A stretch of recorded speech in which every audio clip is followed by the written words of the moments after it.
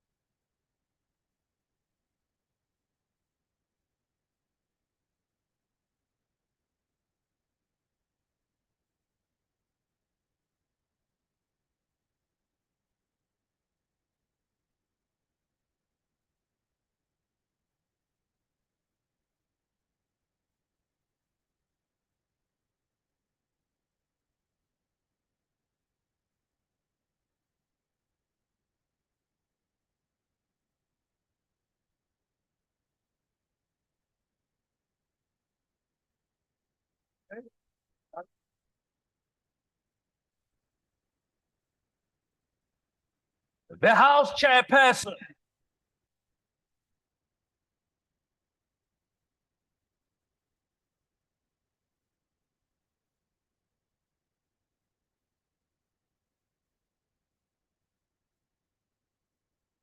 There will now be an opportunity for silent prayer or meditation.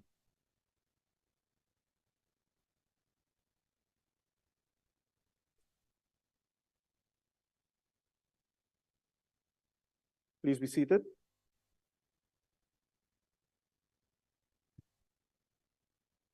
Honourable members, the first item on the order paper is member statements. Does any member of the ANC wish to make a statement?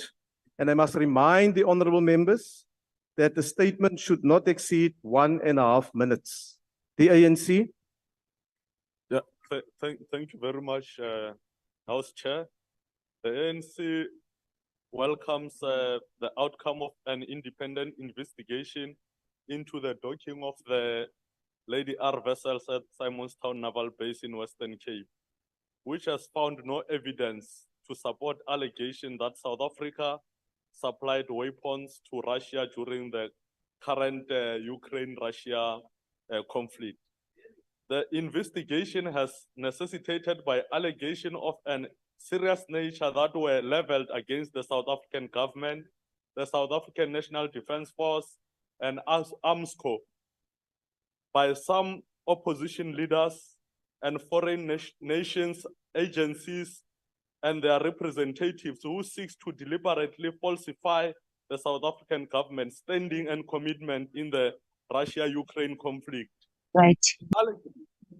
The allegations leveled against our country were deliberate and carefully orchestrated to tarnish the image of our country and our standing in the world, just because South Africa refused to take sides in a war between Russia and Ukraine, and also refused to break its commitment to its policy of resolving conflict through peaceful means and dialogue. The panel report exonerated the country and found no evidence to support the claims made by the oppositions and their bootlicking, butt-licking agencies. The Honourable ANC Member, your time is now expired. The ANC, therefore, The DA? is satisfied with the report. Thank you very much. House Chair, the DA in the Western Cape has set aside 7 billion rand over the next 3 years to mitigate the impact of severe power cuts through its energy resilience program and to allow private sector stakeholders to become part of the power crisis solution. Minister Mantashe, you should hang your head in shame. Residents living in the Midrand constituency, my constituency in Ivory Park, Ward 78, have had enough of your weak excuses and your permanently invertebrate state. Since 2019, City Power has been calling for the replacement of Eskom transformers to reconnect streetlights and electrical connections, making it safer for women and children to get home once the sun sets. Because of its complete inability to protect its revenue collection, Eskom refuses. The result? Thousands of paying customers remain without streetlights and electricity, making them vulnerable to GBV and rape. Minister Tsele, in your own words, luckily, 60% of the women raped here are raped only once. Ivory Park and Tembisa are in the country's top 30 hotspots for GBV and rape. Ministers, you are derelict in your duty. You have failed to care for the vulnerable in our country. You have failed South Africa by your lack of caring. It is time to implement. Honourable Member, your time is now expired. Energy The ANC? and crime-fighting solutions.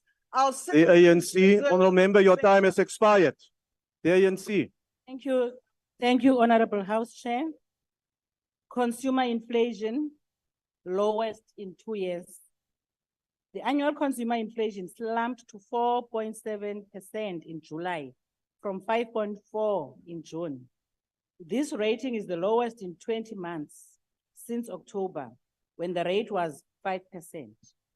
Food, non-alcoholic beverages, goods and services are the main contributors to the CPI decrease. According to the Stats SA, consumer prices increased by 0.9% on average.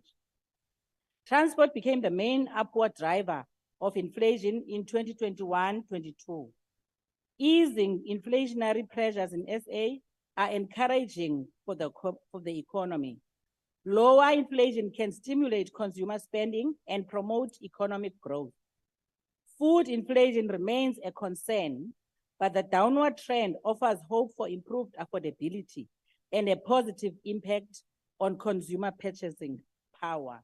Thank you, Chairperson. Thank you. The EFF. Thank you, House Chair. Thank you, House Chair. Now, the Honourable Member, we do have a member here in the House who will take this statement. We'll come back to you when there's another opportunity. You may proceed, Honourable Member. Thank you, House Chair. The Premier of Mpumalanga visited Russia to investigate a series of complaints from over 150 medical and engineering students from Russian universities. These students were sponsored under the Ephraim Mokhale Bursary Scheme. Upon completion of their studies, all these graduates are unable to register in their respective professions. The fact was confirmed by the Premier. The Mpumalanga provincial government paid funds to a company named Rokas without any legal agreement. government officials enrolled their own children in this bursary scheme, which were intended for children from disadvantaged families. The chief director, who was responsible for managing this bursary scheme, is currently suspended, and however, he has not been held accountable and was even allowed to withdraw his pension. We will not be surprised if he's already employed somewhere in government already. Currently, over 250 students remain in Russia, with many still facing unresolved issues of accommodation, stipends, or even register. The Minister of Higher Education refused to take responsibility, awaits actions from the graduates who have been idle since 2021 following the completion of the study. Why has Mr. Ramaphosa declined to sign a proclamation of allowing the SIU to investigate these matters? Why is Ramaphosa shielding corrupt officials involved in this Mpumalanga Ifrem bursary scheme? But we are not surprised, because even yesterday we have proven Yes, it honorable as the member. delegates and also as the members Honorable, of Parliament honorable member, that you support. please corrupt take your people, you seat. even vote people who are The not time has corrupt expired, people. honorable So, member, when you take your remove seat. the probably Honorable member, that you are corrupt and Honorable- always be like that. honorable member, just wait. Honorable member of the EFF, you only have 1 minute and 30 seconds to make a statement. And when you are called to order, you must respect the chair. Honorable Khadebe, why did you rise? Thank you, Chairperson. I was rising on Rule 82, that we cannot refer each other on first name terms. Yes. Yeah. No, the member is correct. When you refer to another member or to the president, we must do in respectful terms. We must do so in respectful terms. Please keep that in mind when you do statements or when you address the House. Okay? It's just a reminder to all members, we refer to each other in respectful terms. The IFP?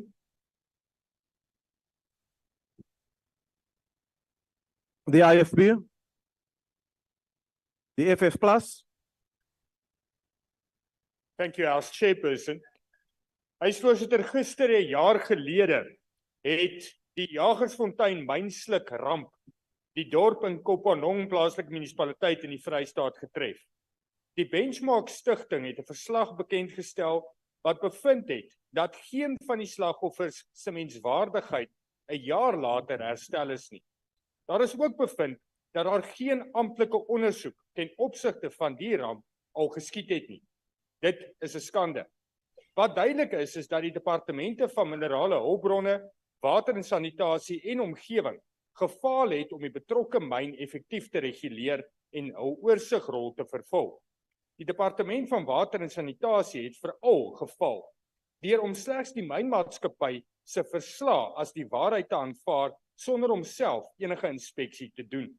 Hierdie ramp kon voorkom gewees het. Dit is ook duidelik dat dit nie slegs die slukramp is wat hierdie inwoners se lewens bedreig en ontwrig nie. Hierdie inwoners gaan gepaard en gaan gebuk onder 'n watertekort as gevolg van uitstaande skuld aan die waterverskaffer Bloemwater. Dit is 'n skande dat hierdie inwoners in die steek gelaat word en dat die grootste ramp nie slegs die myn sluk is nie, maar dat die ANC die grootste ramp in hierdie mense se lewens is. Ek dank u. The ANC? Thank you very much, House Chair. ANC commend the Oh, The there's two ANC members on the floor now. May I ask the first person who started? Honorable member? You can go ahead. The other female member can come in So I can later. go ahead. Okay, thank you, Chairperson, House Chairperson. The ANC applauds the South African government, its people, and the country for hosting a successful 15th BRICS summit held at the Sunshine Convention Center from the 22nd to the 24th August 2023. The summit was attended by the 5 BRICS member countries, along with representatives of 61 other countries, 46 of which were from African continent, and also in attendance was the United Nations Secretary General, Mr. Antonio Guterres. The summit made significant decisions that have tremendous outcomes for our country, Africa, and the world. The fundamental decision taken at the summit was the adoption of the historic Second Johannesburg Declaration with many key principles of multilateralism and development unanimously agreed upon. Key amongst them is the call for a comprehensive reform of the United Nations, including the Security Council, which will assist in bringing about a more just, fair, and equitable world, as well as a call for the international institutions to be more democratic and representative. Secondly, the inclusion of Argentina, Ethiopia, Egypt, Iran, Saudi Arabia, and the United Arab Emirates as new members of the group will strengthen beneficial cooperation and trade with our country in the political, economic, and financial matters. These key developments are, as outlined by the summit, will contribute significantly to taking BRICS and the Honourable Member, your time is now development expired. and that of African continent to greater heights. Thank you. Honourable members, please keep in mind you only have 1 minute and 30 seconds. You'll get an opportunity when your party affords you to make a speech. It's statements now. The DA. Last week, South African senior citizens, many of whom we owe our freedom and democracy to, were once again failed by the ANC government, stripping away their constitutional right to have their human dignity respected and protected. Unable to withdraw their old age grant, left humiliated and traumatized at retailer tills and ATMs. The rinse and repeat apology from SASSA and the Post Bank meant absolutely nothing to the senior who was stranded at pay points in disbelief that the insufficient funds printed on their slips could be true.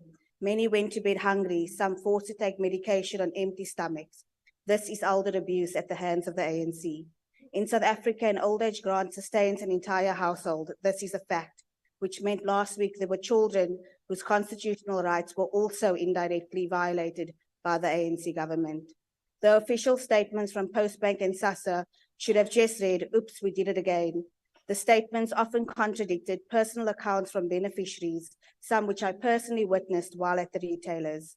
Clearly, the excuse of payment glitches is not being taken seriously, as it is a recurring problem, which can only mean the ANC does not care. And why would they? Should the elderly ever rise up, Minister Zulu will simply hop in a Casper and watch as SAP's water cannons them back into obedience. It is evident that instead of learning from our oppressive history, the ANC are doomed to repeat it. Thank you. Thank you. The UDM. Thank you very much, House Chair. In June last year, hundreds of enrolled nurses and nursing assistants at hospitals and clinics in rural areas of the Eastern Cape picketed outside the Eastern Cape Provincial Department of Health in East London, claiming that the department owes them what they called rural allowance. As per the Public Health Welfare Sector Bargaining Council Resolution number 2 of 2004, rural allowance is a benefit that is paid to all healthcare workers who are employed by the Department of Health on a full-time basis and who are residing in rural and semi-rural areas. However, in the Eastern Cape, the department apparently is only paying 28 nurses this allowance out of a possible 3,000 nurses who are enrolled. According to the nurses, this allowance is supposed to be between 8 and 12%, which they have not received. And many over the past couple of months have embarked on a number of unlawful protests in order to get the attention of the country and government to this matter. Sicela ngoku urhulumente akabahoye kuba kudala abanye bade basuspendwa bakhutshwa ngaphandle ngenxa babelwela ezi allowances bangazifumani zifunyanwa ngabantu abayi-28 out of a possible 3,000. Siyayibona ningo-BRICS Summit niqhube kakuhle kwi-BRICS Chair, masincome. The ANC. The ANC commends the police officers for the job well done in preventing a cash in transit case. The ensuing shootout with the suspect resulted in the killing of 18 suspect robbers in Makado, Limpopo province. 16 males and 2 females were killed and 1 police officer was injured during the shootout. The suspects were believed to be planning a cash truck heist when they were approached by the police and were believed to be responsible for similar crimes in other provinces such as Mpumalanga and Gauteng. As a result of the police operation, 10 vehicles, including several high-powered performance vehicles and 7 automatic rifles, were seized. The important factor is the operation was the police ability to destroy a syndicate possibly responsible for several cash-in-transit robberies in Limpopo, Mpumalanga, and Gauteng. The success of the police operation was due to the cooperation of Limpopo and Mpumalanga forces working together to take on the syndicate.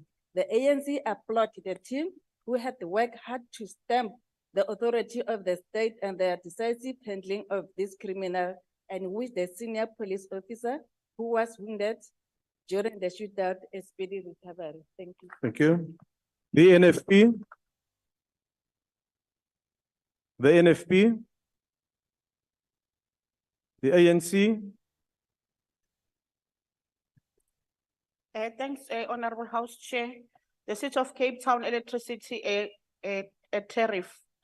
We are concerned at the arrogance displayed by the Democratic Alliance towards its citizen and its unlawful 17.6% electricity tariff imposed by the City of Cape Town for the 2023-2024 financial year, which contravenes the distribution license provided by the regulator NERSA. NERSA rejected the city application for an above guidelines electricity tariff increase of 17.6%.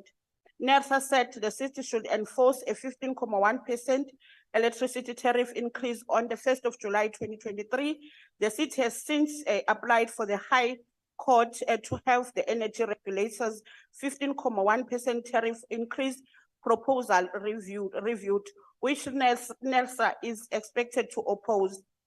Honorable House Chair, by applying for an above guideline electricity tariff hike due to the load shedding, declining electricity sale due to the energy efficiency, and the people beginning to use self-generation in the form of small-scale generation 6 to penalize the consumer who has no control over the load shedding, and it is not of their making.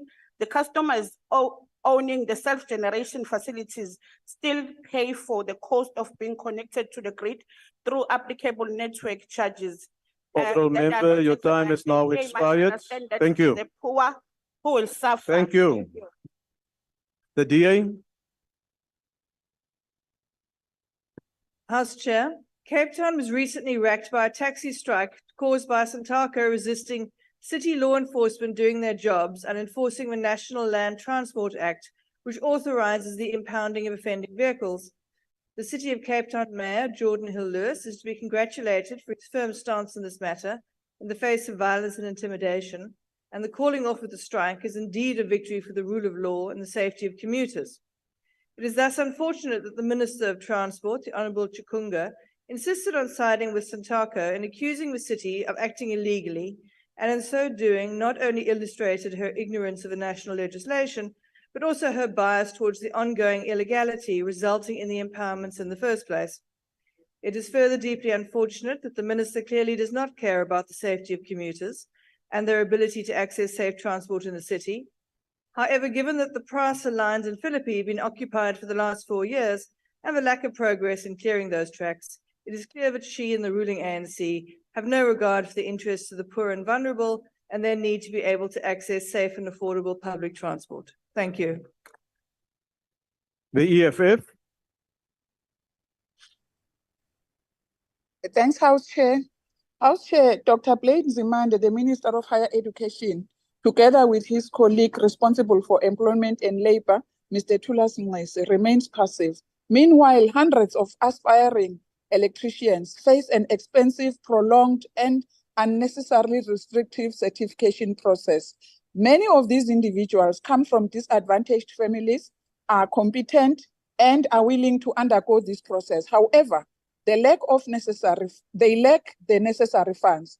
Even when they secure financial support to complete the required assessments and tests, the qualification process as an electrician spans 2 years because of administration and incompetence. During this period, they cannot practice their trade due to a moderator from the energy and water sector who at times chooses not to assess their exam papers. When that moderator finally decides to assess, there often arises another obstacle. An official from the Department of Higher Education might then choose not to review the files or issue statements of results. After all this, They must wait an additional 6 months to obtain the certificate they require to register with the Department of Labor as certified electricians.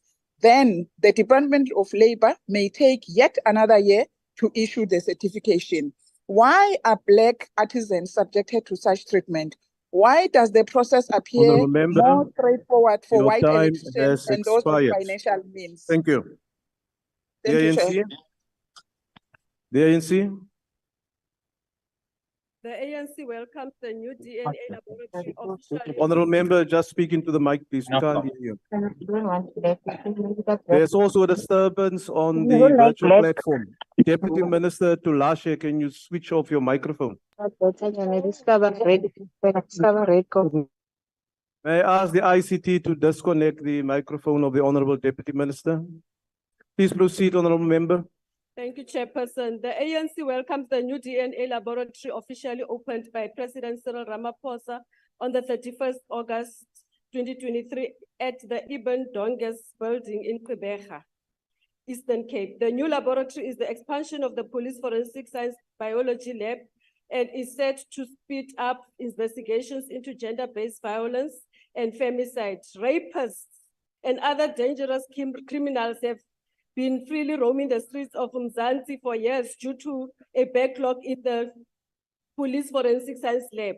These backlogs have resulted in delays in court cases, and in some instances, accused individuals have been released due to backlog in DNA analysis from crime scenes. The improved forensic lab capabilities should expedite investigations and help our police build strong cases with solid evidence to enable the successful conviction of perpetrators.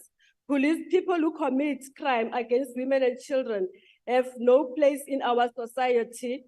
The lab is equipped with advanced equipment for DNA analysis, which will improve turnaround times from crime scenes. I thank you, Chairpersons. Cope. Is there a statement from Cope?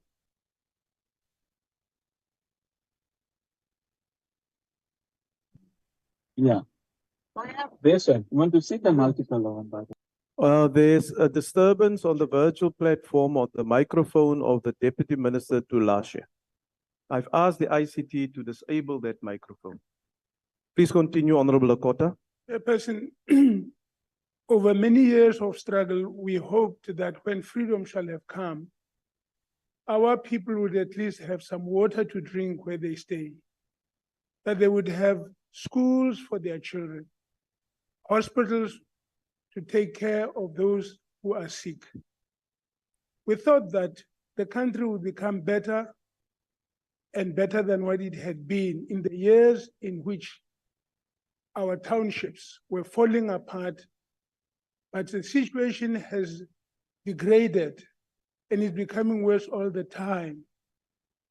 We are not even in cities like Bloemfontein, we cannot even walk on a clean side of the road.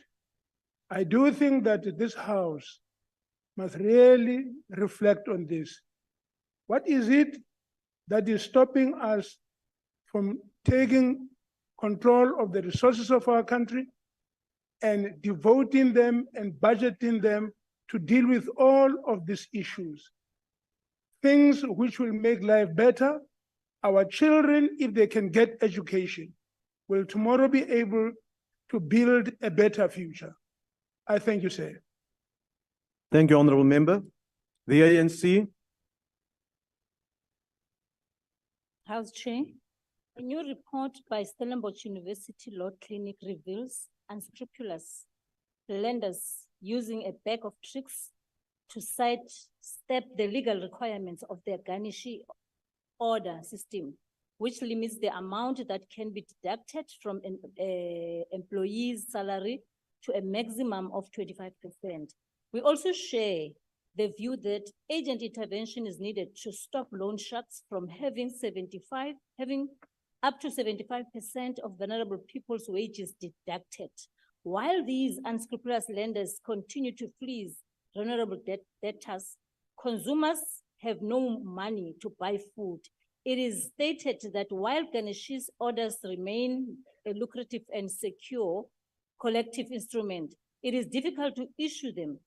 So creditors tend to use alternative method to keep expanding their lucrative business enterprises by extending reckless loans while continuing to reap the benefits of wage garnishment. The findings and recommendations of the report have already been shared with the National Credit Regulator, the Credit Ombudsman, and the Department of Trade, Industry and Competition. As lawmakers, we will need to develop legislation to protect vulnerable debtors against payroll deductions and as unscrupulous lenders. I thank you, Chair. Thank you, Honourable Member. Honourable Members, that concludes member statements. Are there any ministerial responses? The Honourable Minister of Police, followed by the Honourable Minister of Agriculture, Land Reform and Rural Development, the Honourable Minister of Minerals and Energy, and the Honourable Minister of Social Development. In that order, please, the Honourable Minister of Police. Thank you very much, Chair. Indeed, we pass our congratulations to the team of police that ran the operation at Makando, simultaneously with the operation in Tohoyando, while they were busy in exchange of fire for 90 minutes there, 90 minutes, when 19 people from the side of the criminals died. We arrested 5 more in one safe house in Tohoyando, where there were cars ready to carry their loot after they bombed the depot, not the car. They were bombing the money depot in Makado. Among those cars, there was an ambulance that was going to carry money from Zimbombo to Gauteng. So we congratulate the police for those people. We have picked up 11 firearms, 7 AK-47 and 3 R05s. Chairperson, we were wishing speedy recovery for the Lieutenant Colonel who was shot on the leg. On the DNA, I thought the Honorable Whitfield would be there when we in his backyard to open one of the best laboratories ever by the President, where we have cut down on the backlog of 241,226. Only 126 that are left, and the members were there. They listened to, and we have made sure that never again that such a thing happens. It's never happen again. Chairperson, is not only the DNA laboratory, it's also the forensic chemistry and other things that are done in that city of Gqeberha. Thank you very much. Thank you, Honourable Minister. Honourable Minister Didiza. Thank you very much, Honorable House Chairperson, honorable members. I would like to comment on the statement made by Honorable Abrams when she was referring to the downward slide on the inflation, particularly the food inflation.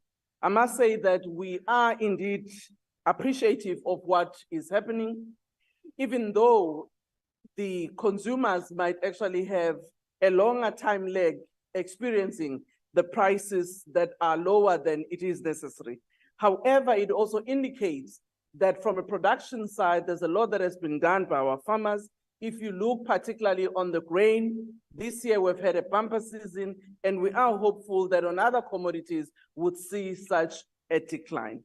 There are obviously concerns that have been with us as a result of the global shocks on the food value chains, which we hope that if those are managed, we will again see the downward trend in inflation, particularly food inflation.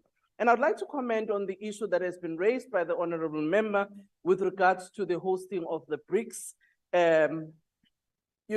summit, which indeed was preceded by a number of ministerial meetings reflecting the depth of our relations amongst the BRICS countries, which has also seen some opportunities, particularly on market access when it comes to areas such as agriculture. During this period of the BRICS summit, we actually signed a protocol with China, which opens a market access for avocado farmers to be able to send their avocados to China, which again will be a welcome opportunity for both commercial and smallholder farmers in the avocado producing regions of our country, and will continue to explore further market opportunities amongst our BRIC countries, even the new members, as we know that already a month ago, we got an opportunity to open up beef meat access in Saudi Arabia, as well as the reopening on China. Honorable Lekota, we understand indeed the issues that you are raising. It is for this reason, since 1994, that we have focused on ensuring access to education.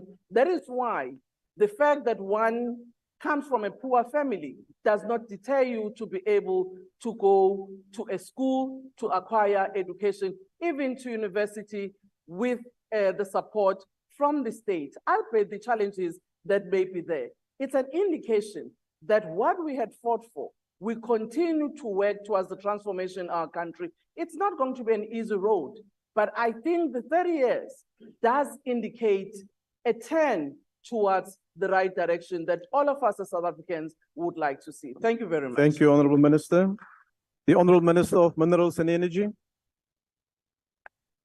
Thank you, Honorable Chairperson, honorable members. I have only two comments to make. The first one is commend the DA on its desperate effort to succeed and create Western Cape as a country. They will invest on eliminating load shedding. But I think we share the concern together that the weakness of transmission lines on the coastal province is a big problem for all of us, whether it is the Northern Cape or the Western Cape or the Eastern Cape.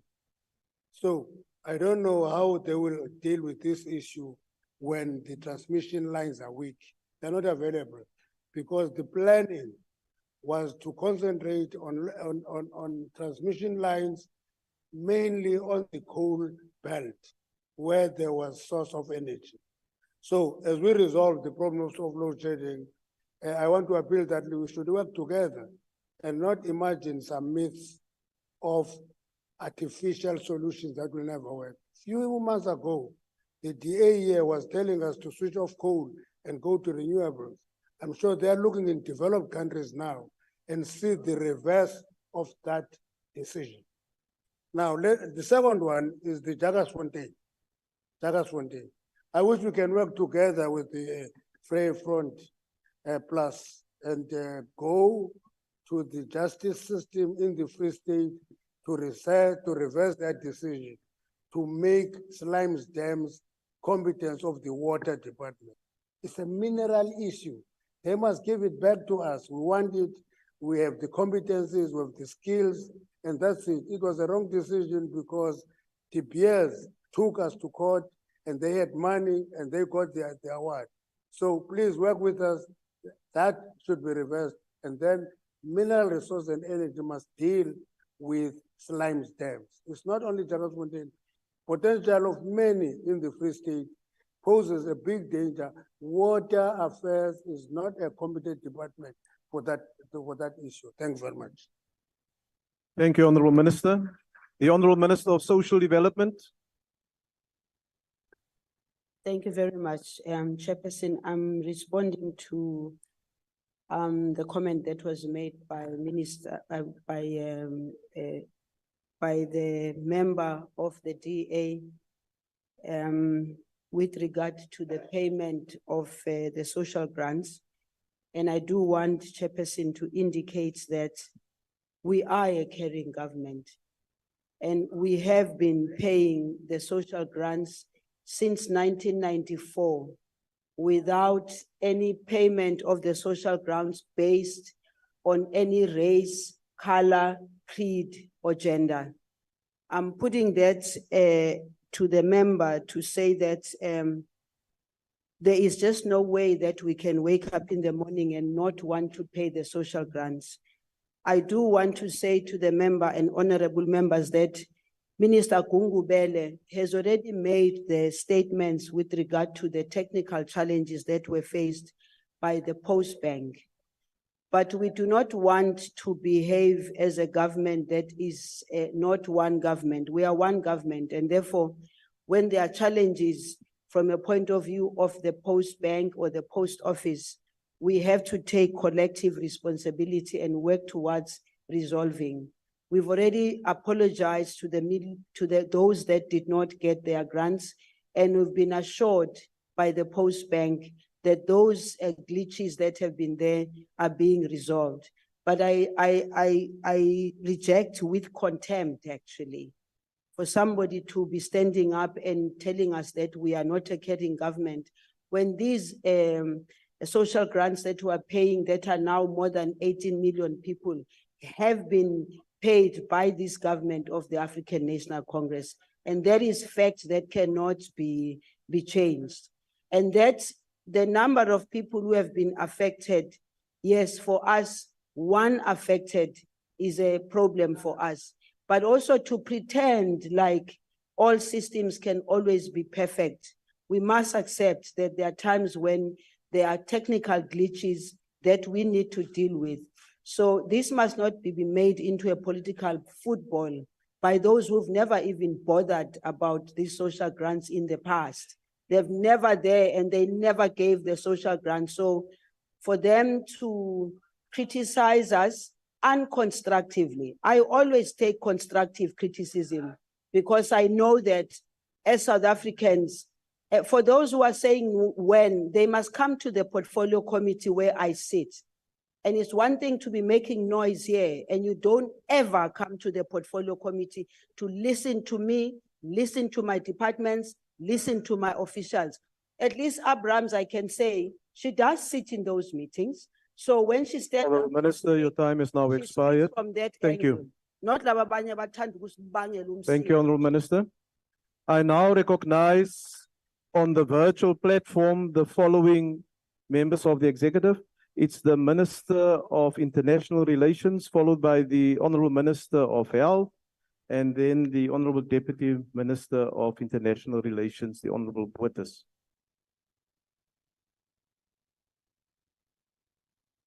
The Honorable Minister of International Relations.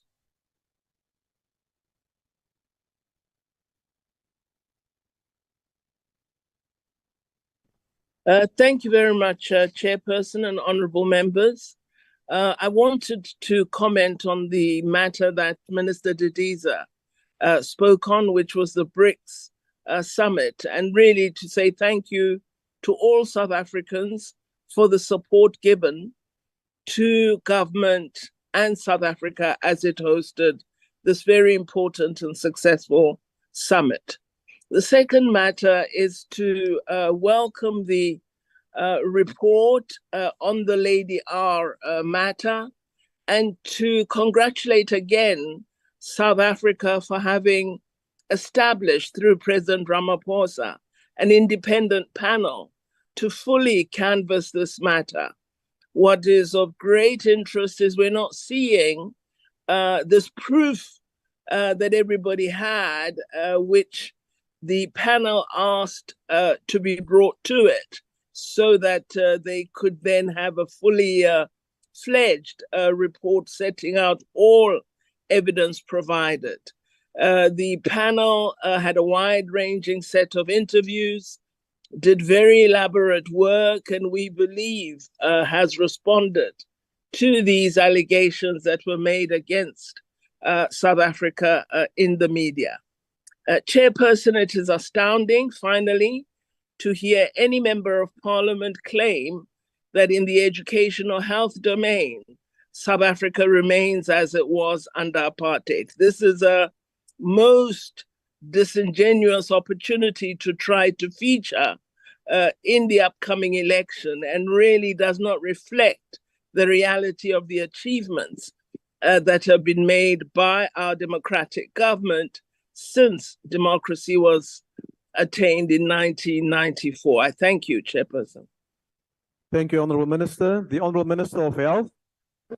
Thank you very much, Honorable Chair. I want to respond to the statement by Honorable Kwankwa on the issue of the allowances for nurses in the Eastern Cape. Let me state quite upfront, Chair and honorable members, that as the government and also as the health department, we value very highly the role played by our nurses in the provision of health services. Nurses are actually the bedrock of our services from the primary level up to the most specialized services. The difficulty here is that there is a particular dispensation which across various professions. There are various allowances, which are paid based on the policy, but also those policies are adopted also in the Public Service Bargaining Council. In this case, the policy which is approved is for what the category called professional nurses, ordinarily in ordinary language, those who we call the nursing sisters. Those are the ones in the areas which qualify as rural, who are qualified to receive the rural allowance. But there's pressure from other categories, including your nursing assistants and enrolled nurses who are generally called staff nurses. This is the case in the Eastern Cape. So this matters, there have been some rulings in some cases, some of the staff who went to court or also to the CCMA, and these matters are being adjudicated at that level. But it is not because of non-caring and non-appreciation. It's just in terms of policy and affordability. Because if all categories were to be categorized as for the rural allowance, which is meant to attract scarce skills in the areas which are highly disadvantaged. So I just want to assure members that it's not because of non-caring. It's just a question of affordability and therefore prioritizing particular skills in particular areas. Thank you very much, Honorable Chair. Thank you, Honorable Minister. The last ministerial response will come from the Honorable Deputy Minister of International Relations and Cooperation, the Honorable Botha. Honorable House Chairperson, Honorable Floric, my Minister, Dr. Pando, has substantively reflected on my intended intervention. Thank you very much. Thank you, Honorable Deputy Minister. Honorable members, that concludes ministerial responses. The Secretary will read the first order. Consideration of draft notice and schedule determining the rate with effect from 1 April 2022 at which salaries, allowances, and benefits are payable to magistrates annually for approval by Parliament in terms of Section 12(1) of Magistrates Act 1993. I now recognize the Honorable Magwanishe, the Chairperson of the Committee, who will introduce the report. Thank you very much, House Chairperson. Honorable Ministers and Deputy Ministers, honorable members.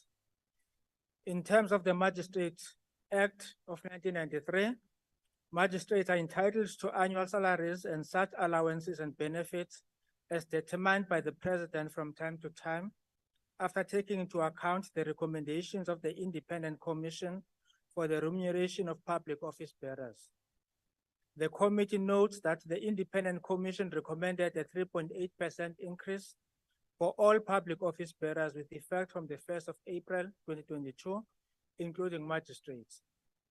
The committee notes further that, having considered the serious economic situation of the country and the Independent Commission's recommendation, the President has proposed that to determine a 3% salary increment for the magistrates with the effect from the 1st of April 2022. Having considered the draft notice and schedule determining the rate with effect from the 1st of April 2022, at which salaries, allowances, and benefits are payable to magistrates annually, the committee recommends that the House, in terms of Section 12, subsection 3 of the Magistrates Act of 1993, approve the draft notice and schedule. I so move. Thank you, Honorable Member. I will now recognize political parties wishing to make a declaration, the opportunity to do so. The DA. Thank you, House Chair. The independence of the judiciary is foundational to constitutionalism and the rule of law. Addressing the Cape Law Society in 2012, The then Chief Justice Arthur Chaskelson remarked as follows, and I quote, "Judicial independence is a requirement demanded by the Constitution, not in the personal interest of the judiciary, but in the public interest.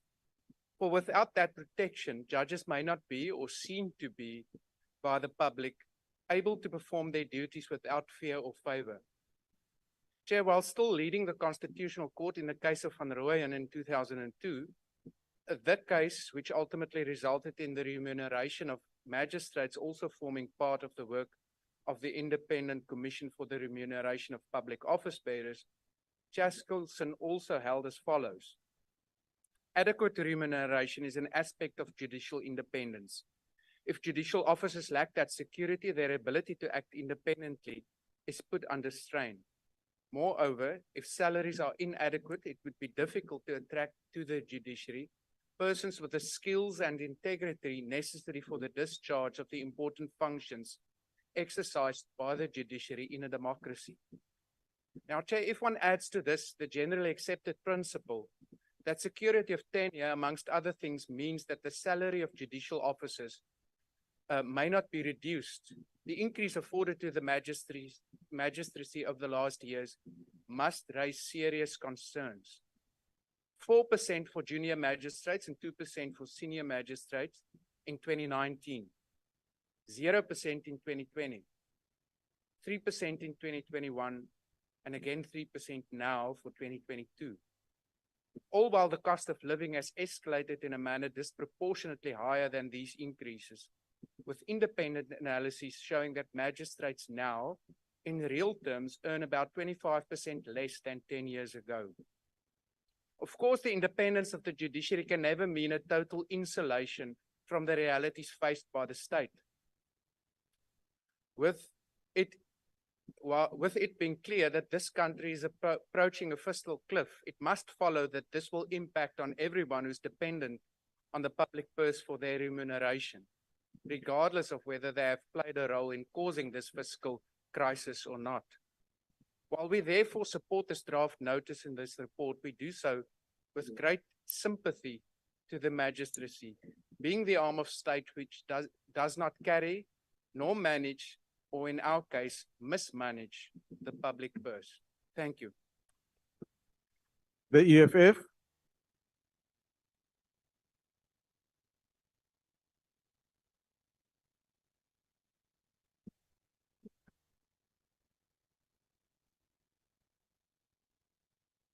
Chairperson, the employment and regulations of the working of the magistrate is quite unique and requires immediate attention.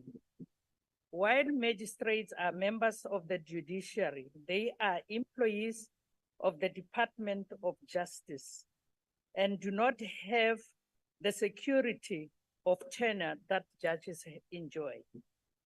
Further, magistrates are paid far lower than judges, but have the most ridiculous workload, as they have to adjudicate on hundreds of cases every single term. Magistrates are overworked and underpaid, and most are at the coalface of the most heinous crimes suffered by the society. Apart from allocating 3% salary increase to the magistrate, the most urgent task is to review the employment conditions of magistrates to ensure that the discrepancies that exist between the employment conditions of magistrates and judges are eliminated, and that magistrates are provided to tenure too. There is a further need to at least limit the number of cases magistrates can hear, related stress that most suffer from. It takes an incredibly resilient moral compass to be able to do the work that magistrates do, and they continually dispense justice in a free and fair manner. It is the knowledge of these difficult conditions that magistrates work under that some criminal elements are brazen enough to try to bribe some magistrates. We therefore are in support of the 3% salary increase for the magistrate, but we further call for an immediate review of their employment and working conditions. We support the report. Thank you, Chair. Thank you, Honourable Member. The IFP? The FFP? House Chair, no declaration from us. Thank you. The ACDP? Thank you, House Chair. House Chair, I'll deal with both reports dealing with magistrates and the next one, the judiciary, the judges. So Section 165 states that courts are independent and subject only to the Constitution and the law, which they must apply impartially without fear, favor, and prejudice. And so it is the courts and to the courts that citizens and organizations turn to resolve disputes. Honorable Swart, my apologies for that interference. May I ask the ICT to disconnect and mute that microphone, please? Please continue. Thank you. It is to the courts that citizens and organizations turn to resolve disputes where complaints are laid, where criminal cases are heard, and also to resolve abuses of government powers, etc. So it is crucial then that judges and magistrates are remunerated accordingly, given that many judges, many magistrates give up very well-paying, well-remunerated legal practices, either as advocates and attorneys to serve on the bench. Now, the Chief Justice made a submission to the Independent Commission through the Heads of Court Commission on Judges' Remuneration. The committee reportedly requested the Commission to consider the inflationary erosion of judges' salaries. The same applies to the magistrates, who are also suffering from inflationary erosion of their salaries over the years. This matter has been raised over a number of years, and an overview was presented to the Commission. Now, the response of the Commission was to indicate that this issue will be addressed by a major review, which is apparently a work in progress. It is unclear how long this review has been in progress for, when it will be finally concluded. In the meanwhile, the Commission recommended a 3.8% increase in both magistrates and judges' remuneration. The Minister of Finance indicated the fiscus could only afford 1.5% due to prevailing economic conditions. The Minister of Justice supported the 3.8%, and the President, Ramaphosa, then mindful of the country's serious economic challenges, chose to implement a 3% increase. So while the increase does not take into account serious inflationary erosion of judges and magistrates' salaries, and the cost of living, as we all know, increases, and the judges indicated that they have a shortfall now of minus 20.6%, it is an interim measure pending the finalization of the major review, which we trust will be finalized soon. In light of that, the ACDP will support the report. I thank you. Thank you, Honourable Member. The UDM? The ATM? Good. House Chair, we have a declaration, but we support the report. Thank you. The AIC? COPE? The PAC? Al-Jamaa? The ANC?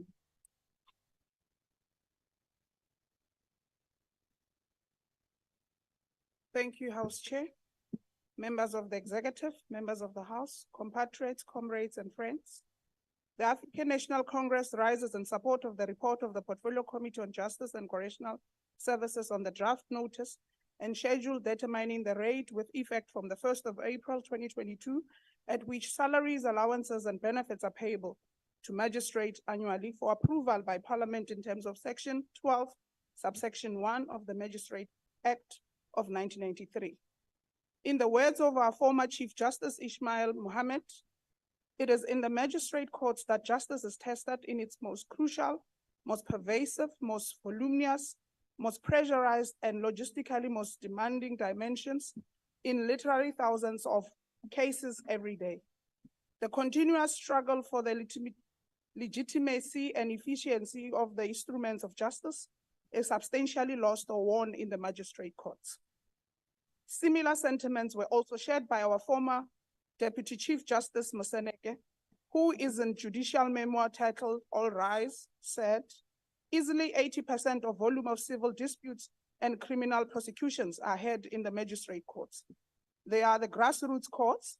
They are very busy courts without which the judicial system of our country would grind to a halt. We all owe a big debt of gratitude to those judicial officers in every district and region who work with inadequate resources and remarkably high caseloads. House Chair, magistrates perform judicial functions which include hearing cases and delivering judgments in both civil and criminal matters. They are a very important structure of the judicial system and are at the forefront of the South African justice delivery system, as they are usually the first port of call for people who come into contact with the criminal justice system or who intend to conduct civil suits. Section 34 of the Constitution provides that everyone has the right to have any dispute that can be resolved by the application of law decided in a fair public hearing before a court, or where appropriate in another independent or impartial tribunal or forum. Access to justice includes the formal right to a fair hearing. House Chair, it is said that for many South Africans, the magistracy is the only judiciary that they will ever encounter. In the case of Association of Regional Magistrate of Southern Africa versus the President of the Republic of South Africa, the Constitutional Court acknowledged that magistrate courts are a vital part of the judicial and the administration of justice. According to the 2019 survey of South African magistrates' perception of their work environment, magistrates have increasingly been called on to act and be appointed as judges. The increasing numbers of former magistrates who have become judges do not appear coincidental.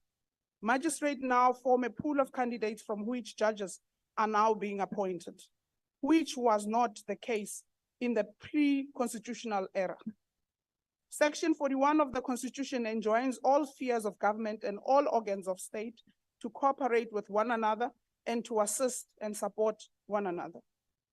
House Chair, the Independent Commission for the Remuneration of Public Office Bearers recommended a 3.8 increase for all public office bearers, including magistrates, for the financial year of 2022-2023.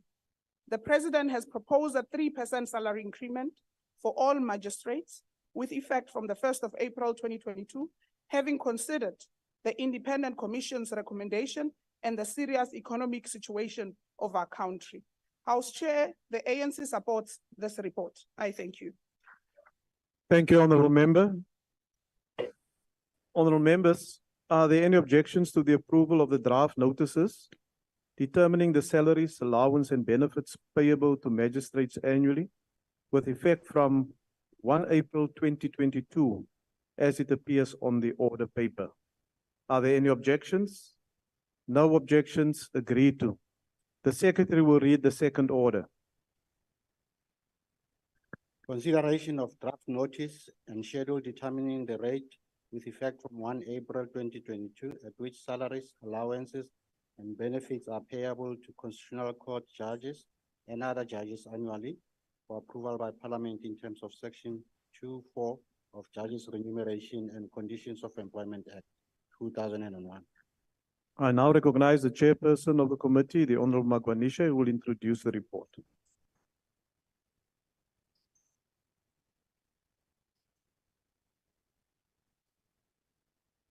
Switch on the microphone, Honourable Member.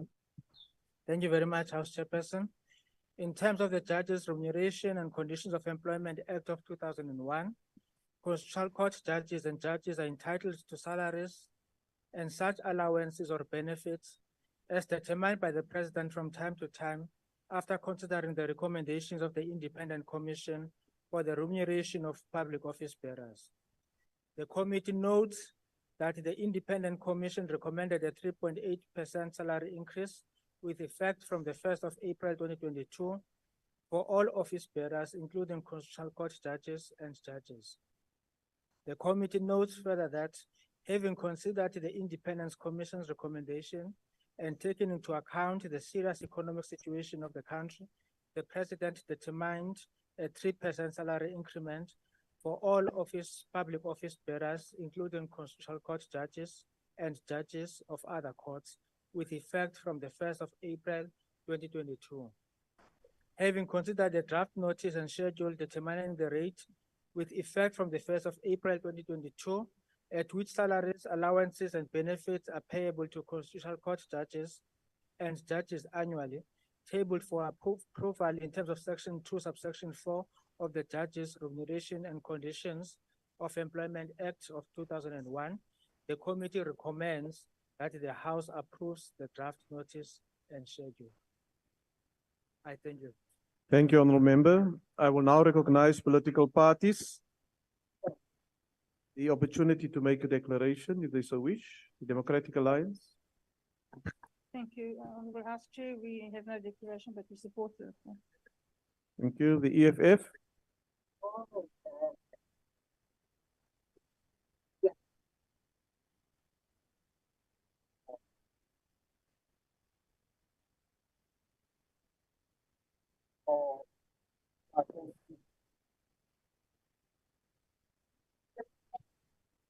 Order, honourable members.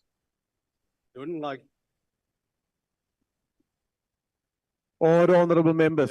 Chairperson. The independence of the judicial is a cornerstone of the constitutional democracy across the world. Key to this independence is the ability of judges to maintain a relatively secure livelihood for themselves and their families. This is to insulate them from being easily enticed by money, including dollar stashes under mattresses, which might risk capture. Honourable Member, my apologies. Honourable Dlakude, will you mute your microphone on the podium, please? Having said that, Order, honourable members. May I ask the ICT to disconnect that microphone? Thank you. thank Please you. continue. Having said that, any increase to public office bearers must be cognizant of the tough economic conditions that the rest of the country is facing. We're sitting with an unemployment of almost 40%, and we're here talking about doing another so-called fat cat situation here. The right-wing posture by the South African Reserve Bank, which has seen interest rates skyrocket, has made a living hell for millions of people, but want to secure already well-paid judges. This happens while salaries of ordinary people who are lucky to have work remain stagnant. It is actually tone deaf that the salaries of the most highly paid in the country keep getting increased, while the National Treasury has prohibited any further spend on remuneration of ordinary public servants. This borders on being unethical, actually. Until a solution is found to ensure that all who provide public services are properly remunerated, salary increases for highly paid office bearers, such as judges, must be halted too. We have to achieve equality on all in society. Wage increase is a critical factor in ensuring equality. It cannot be that poor people are forever sleeping with empty stomachs, scrambling for food, but we are here ensuring that judges continue to inflate their already inflated salaries. The EFF rejects this with contempt. Thank you.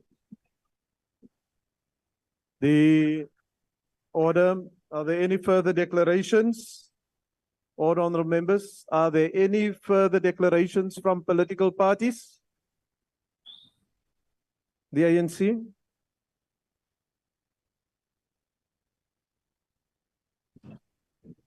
Chair. Yes, Honourable Kwankwa.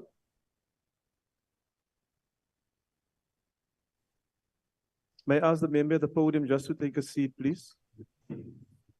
Thank you, Chair. Thank you very much. My apologies.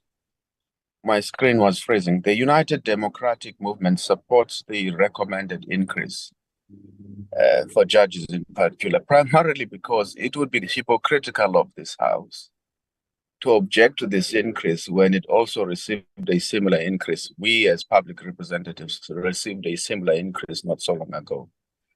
But what we should do is to keep in mind what the economic situation in the country is going forward and to make sure that we are the first ones to make sacrifices during difficult times and times of economic hardships, in line with what the previous speaker has said.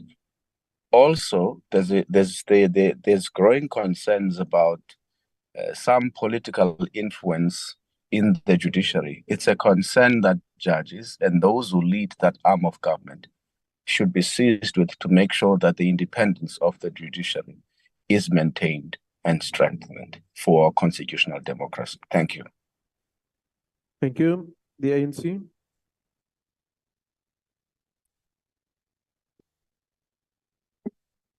Thank you very much, House Chair.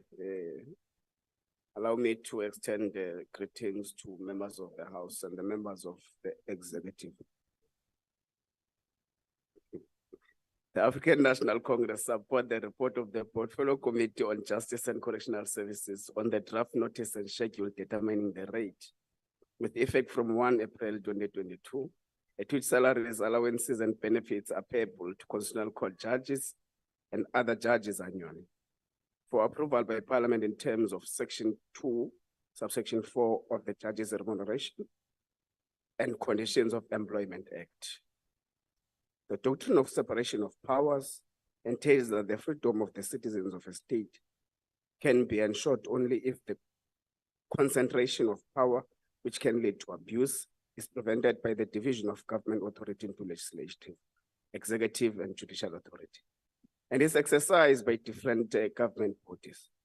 While the three arms of state, namely the legislature, executive, and the judiciary, enjoy separation, a large degree of interdependence exists.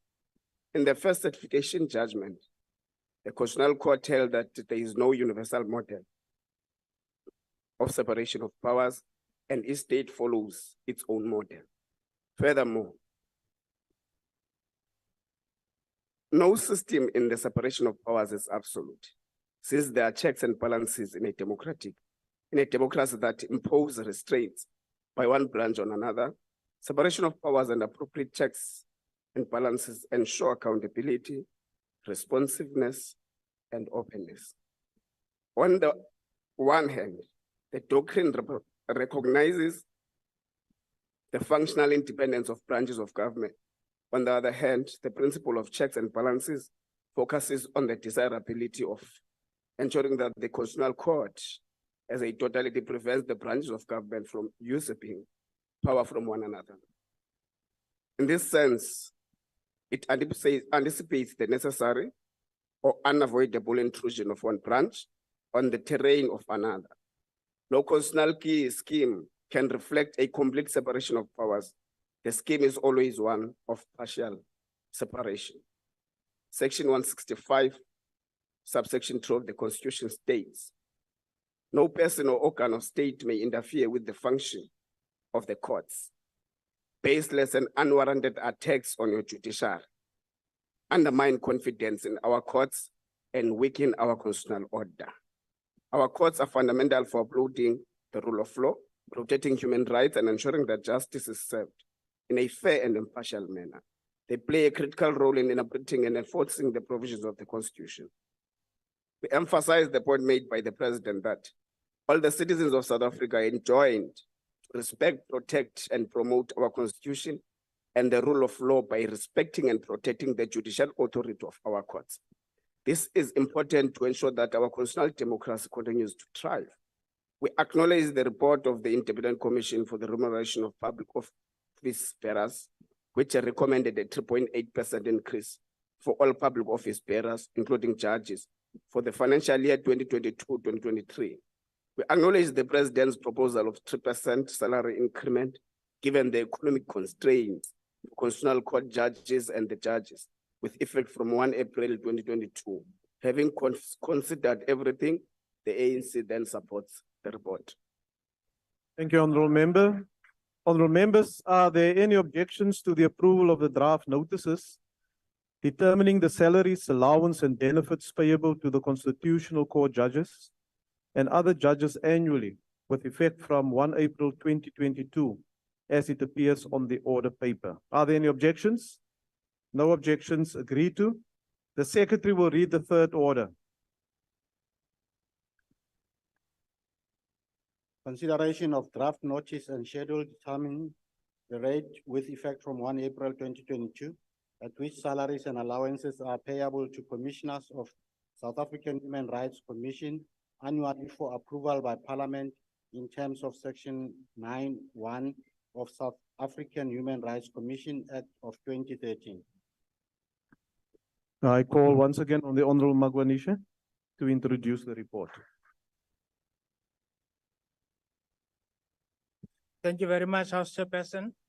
The South African Human Rights Commission Act of 2013, as amended, provides that the commissioners of the South African Human Rights Commission are entitled to such salary allowances and benefits as determined by the President from time to time by notice in the Government Gazette after considering the recommendation of the Independent Commission for the Remuneration of Public Office Bearers.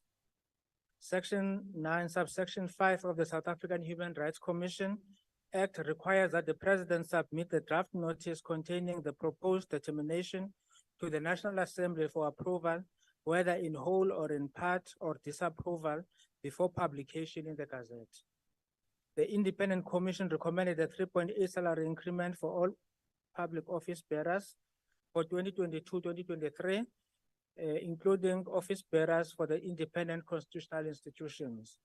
The President has informed the House that having considered the Independent Commission's recommendations and the serious economic situation of the country, he intends to determine a 3% salary increment for all members of the independent constitutional institution with effect from the 1st of April 2022, subject to the National Assembly approval. The committee recommends that the National Assembly resolve to approve the draft notice and schedule determining the rate with effect from the 1st of April 2022, at which salaries and allowances are payable to commissioners of the South African Human Rights Commission annually for approval by Parliament in terms of Section 9, subsection 1 of the South African Human Rights Commission Act 2023 of 2023. Thank you very much. 2013, sorry. Thank you very much. Thank you, Honourable Member. I will now recognize political parties wishing to make a declaration, the opportunity to do so. The DA. Thank you, House Chair. The Human Rights Commission, as one of the institutions established in terms of Chapter 9 of the Constitution, has as at its core the purpose of strengthening and supporting our constitutional democracy.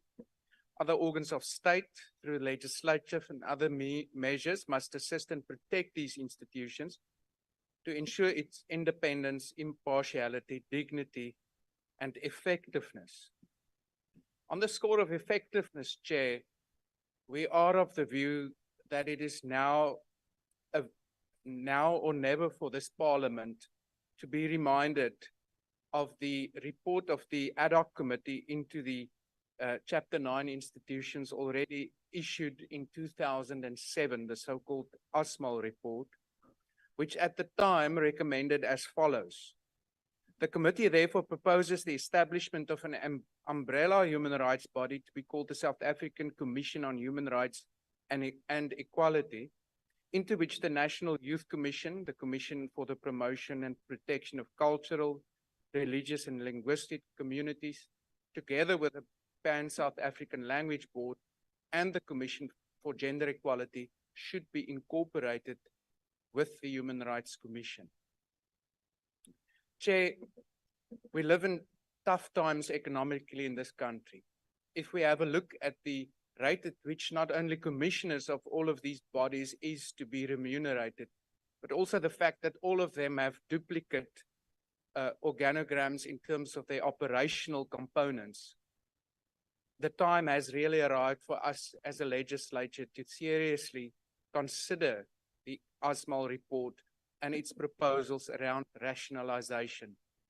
In the meantime, in the spirit of our constitutional obligation to support Chapter 9 bodies, we will vote in favor of this report. Thank you. Thank you. The EFF.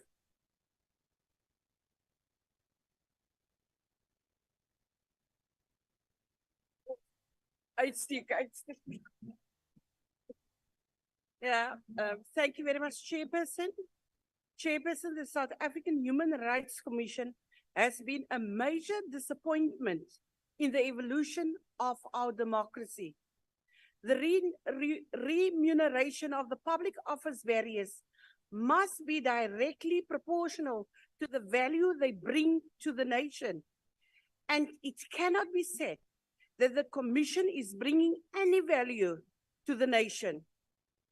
This entity was established so that it could play a significant role in guarding our hard-fought-for human rights. The creates deprivation of human rights ever suffered in the history of humanity has to be the dispossession of land by a settler minority from the native majority. Without the recognition of this and the need to bring about redistributive justice, there is no way to secure and guard universal human rights in this country. The tendency by the Human Rights Commission to create a false equivalence between the rights of the dispossessor and the right of the dispossessed point to a glaring misreading of the constitutional role. Late last year, they paraded their ignorance publicly when they indicated that they would investigate the president of the EFF for simply saying that EFF members must not sit by idly when attacked by racists. These are people who have no competence to perform the critically important task they are obligated to pay. They do not deserve any salary increases. The money intended to increase their salaries must be channeled towards their retraining so that they better appreciate the role they ought to play. And therefore, we reject this report. Thank you. The IFP, the FF Plus, order, the FF Plus, ACDP, We support the report. Thank you. the UDM, We support the report, Chairperson. Thank you. thank you, Good, Chairperson, we support the report. Thank you. thank you, the NFP, the AIC, COPE, PAC, Al-Jama, and the Al-Jama ANC. supports the report. Thank you, the ANC. Thank you, House Chair, members of the executive, compatriots, comrades, and friends.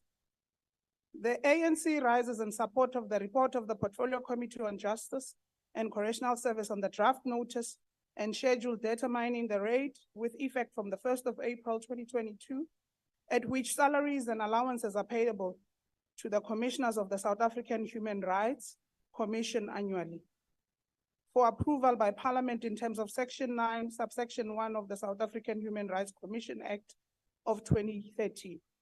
House Chair, in a document titled Building a United Nation, ANC Policy Proposal for the Final Constitution in 1993, the ANC proposed that the Constitution shall as far as possible empower the poor and the vulnerable to enforce their rights and shall inter alia create a Human Rights Commission and a public protector to perform this function.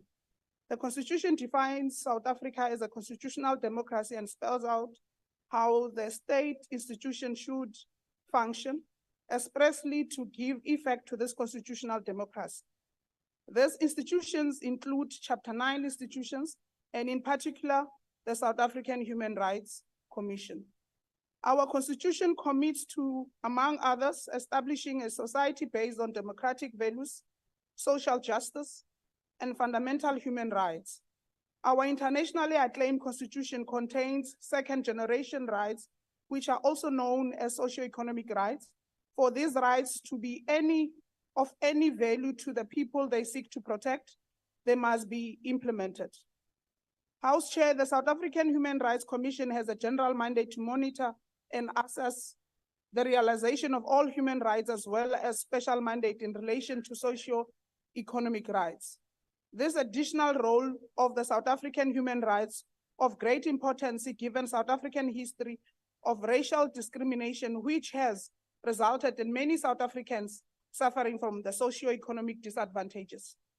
House Chair, the South African Human Rights is a democratic institution responsible for the promotion of accountability, transparency, and good governance in the public sector through various forms such as investigation, reporting, and recommendations. The existence of an institution like the South African Human Rights Commission is fundamental for a relatively young democracy like ours. Its existence is evidence of what our struggle for liberation was about: freedom, justice, and the enjoyment of equal human rights. Our Bill of Rights has horizontal effect and binds not only the state, but also natural or juristic persons. Accordingly, over the past 28 years, we have seen the South African Human Rights Commission receiving complaints of human rights violations, investigating and reporting on matters between individuals and corporate entities, as well as between the state and its citizens. The South African Human Rights has been instrumental in protecting and promoting the 3 generations of rights for all. Notwithstanding the challenges the institution faces, the South African Human Rights has continues to provide justice to the poor and marginalized communities. It effectively contributes to making South Africa a better place for all. House Chair, as has been stated, the Independent Commission recommended a 3.8% salary increment for all categories of public office bearers for the financial year of 2022-2023, including office bearers of the independent constitutional institutions. The President informed the House that he has considered the Independent Commission's recommendation and the serious economic challenges facing the country and intends to determine a 3% salary increment for all members of the independent constitutional institutions with effect from the 1st of April 2022, subject to the National Assembly's approval. House Chair, the ANC supports the report. I thank you.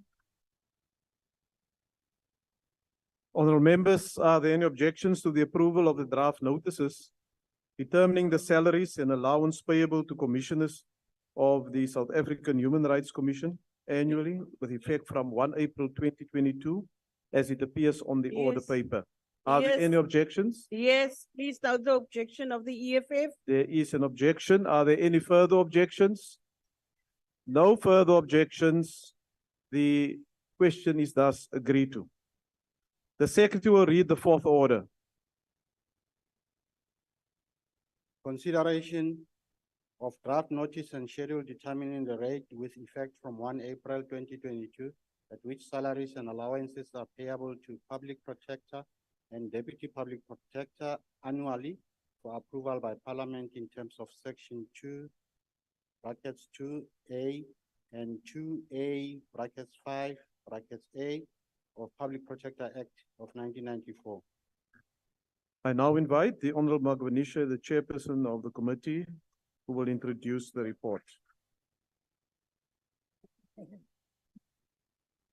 Thank you very much, House Chairperson.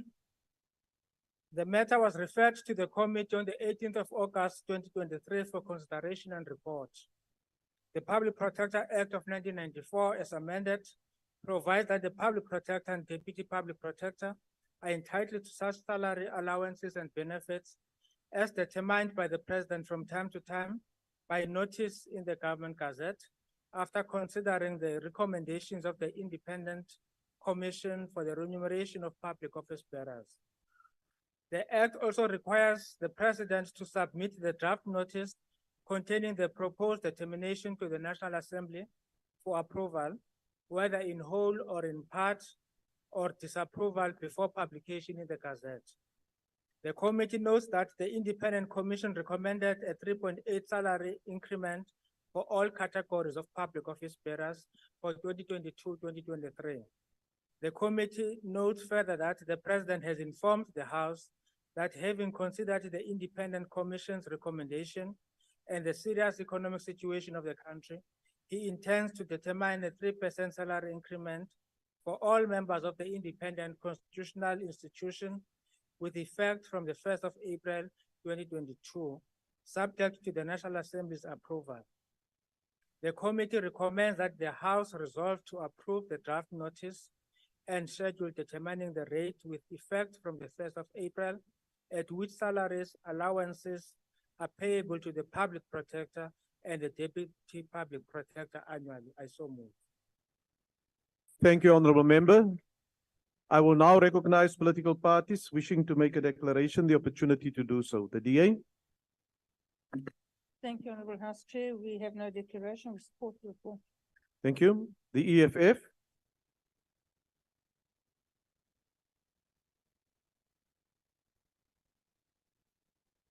Order, honorable members. Order. Thanks, Chair. Chairperson, the greatest danger to the state and to the credibility of decisions taken by important institutions of state, such as the public protector, lie in the susceptibility of these institutions to be captured by sectional interests. It is for this reason that those occupying these positions must be properly remunerated.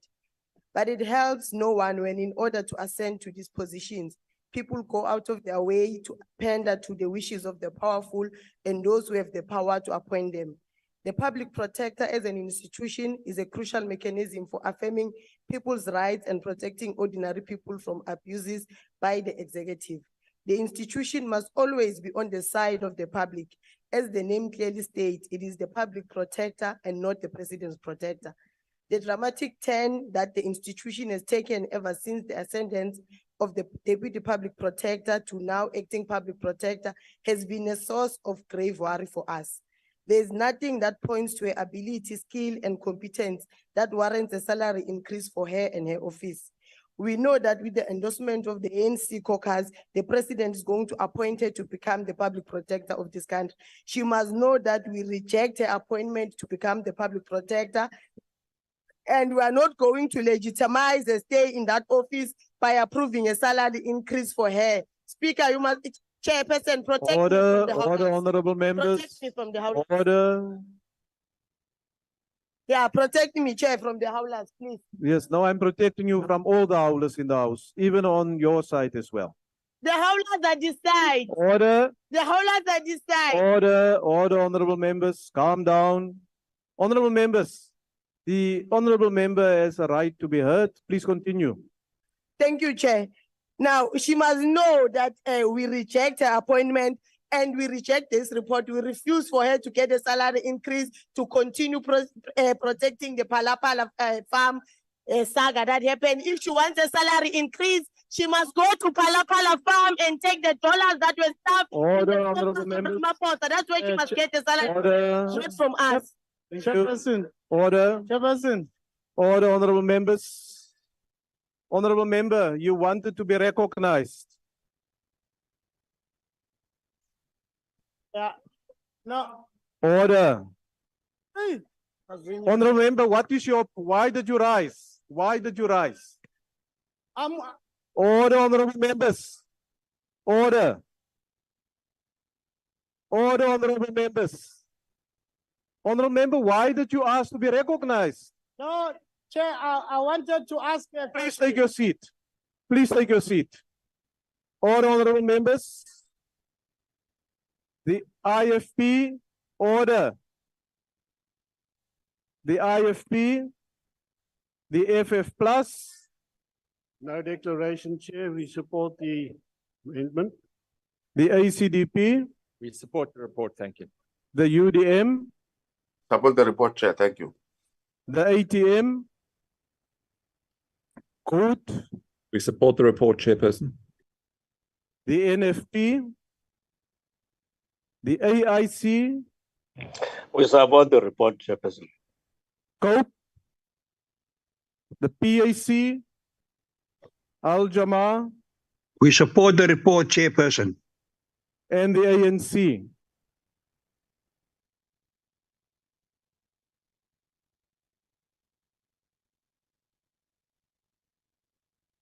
Order, honorable members.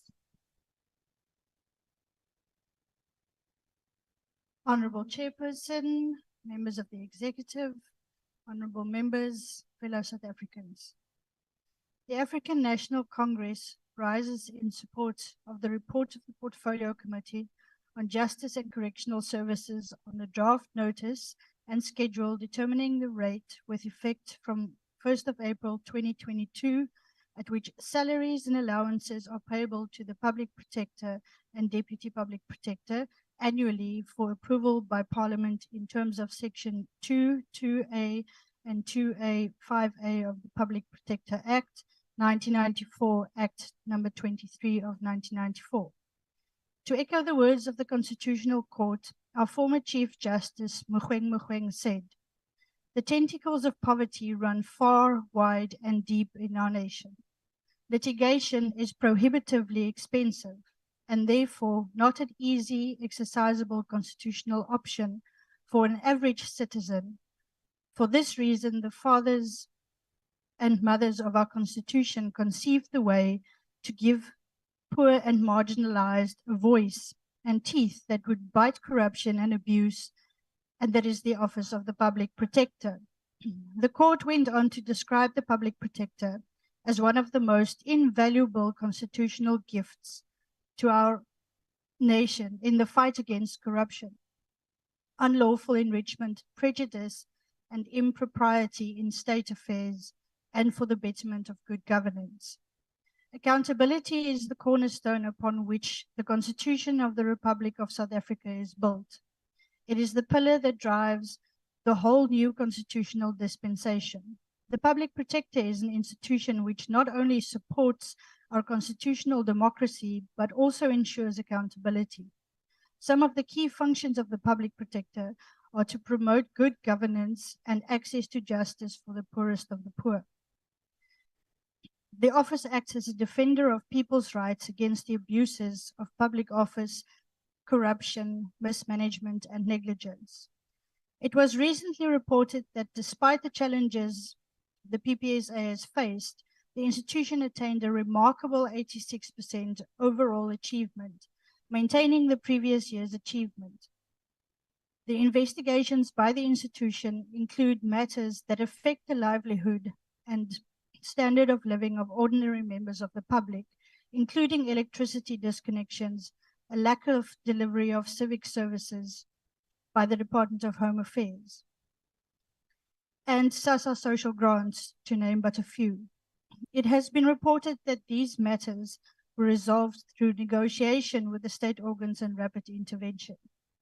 Section 41 of the Constitution requires all spheres of government and all organs of state to, among other things, secure the well-being of the people of the Republic, to provide effective, transparent, accountable, and coherent government, to respect the constitutional status, institutions, powers, and functions of government in the other spheres, and not to exercise their powers and functions in a manner that encroaches their powers and functions, encroaches upon the institutional integrity of government in another sphere. Significantly, Section 41 of the Constitution dictates all spheres of government and all organs of state must cooperate with one another and must assist and support one another. In line with the dictates of the Constitution, the PPSA assisted the National Assembly in fulfilling its duty in the proceedings of the Section 194 inquiry. Apart from financial support given to the Public Protector, the leadership of the institution rendered its full cooperation for the purposes of assisting the Section 194 inquiry in ensuring that all relevant evidence material to the motion was put before the committee. The Independent Commission recommended a 3.8 3.8% salary increment for all categories of public office bearers for the financial year 22-23, including office bearers of the independent constitutional institutions. The President informed the House that he has considered the Independent Commission's recommendations and the serious economic challenges facing the country and intends to determine a 3% salary increment for all members of the independent constitutional institutions with effect from 1 April 2022, subject to the National Assembly's approval. The ANC supports the report. Thank you, Honourable Member. Honourable Members, are there any objections to the approval of the draft notices determining the salaries and allowances payable to the Public Protector and Deputy Public Protector annually with effect from 1 April 2022 as it appears on the order paper? Are there any objections? No objections. Agreed to. Are you objecting now? Your objection is noted. You have noted the objection of the EFF. It's noted. Thank you. With those objections, the question is agreed to. The Secretary will read the fifth order.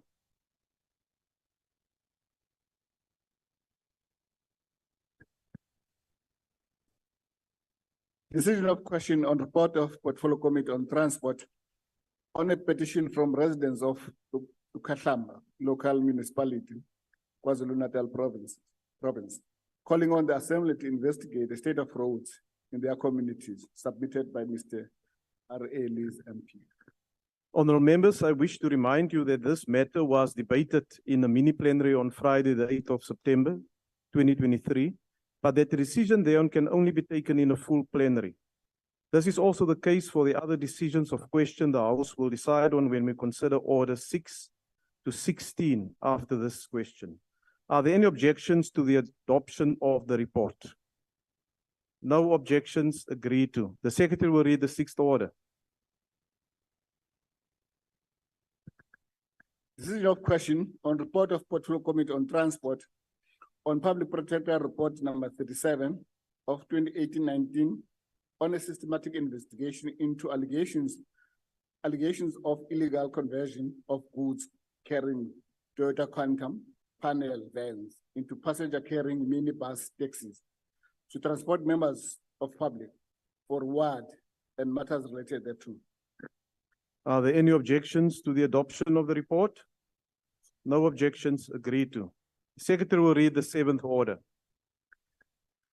Decision of question on report of Standing Committee on Finance on oversight visit to Land and Agricultural Development Bank of South Africa, Land Bank. Are there any objections to the adoption of the report? No objections. Agreed to. The Secretary will read the eighth order. Decision of question on report of Portfolio Committee on Agriculture, Land Reform and Rural Development, an oversight visit to Mpumalanga Province from 29th to 31st March 2023. Are there any objections to the adoption of the report? House Chair, please note the objection of the EFF. Objection is noted. No, those objections. Are there any further objections? Yes. Is that the objection of the DA? The DA. Are there any further objections? And of the Freedom Front Plus? The FF Plus. Any further objections? There's no further objections. The report is agreed to. The Secretary will read the ninth order. Decision of question on report of Portfolio Committee on Cooperative Governance and Traditional Affairs on oversight visit to Eastern Cape Province on 3rd to 8th July 2022. Are there any objections to the adoption of the report? House Chair, please note the objection of the EFF. It's noted. Any further objections? No further objections. And with those objections, the report is agreed to. The Secretary will read the 10th order. Decision of question on report of Portfolio Committee on Cooperative Governance and Traditional Affairs on oversight visit to Makana from 16 to 19 September 2022. Are there any objections to the adoption of the report? No House Chair, objections. please note the objection of the EFF. It's noted. With those objections, the report is agreed to. Secretary will read the 11th order. Decision of question on report of Portfolio Committee on Women, Youth, and Persons with Disabilities on Commission for Gender Equality Report on Government's Emergency Response Action Plan on Gender-Based Violence and Femicide. Are there any objections to the adoption of the report? House Chair, please note the objection of the EFF. The objection of the EFF is noted. Are there any further objections? With those objections, or with that objection, the report is agreed to. The Secretary will read the 12th order. Decision of question on report of Standing Committee on the Auditor General on oversight visit to Auditor General of South Africa in Pretoria. Are there any objections to the adoption of the report? No objections, agreed to. The Secretary will read the 13th order. Decision of question on request for approval by Parliament of Global Convention on the recognition of qualifications concerning higher education in terms of Section 231(2) of Constitution 1996.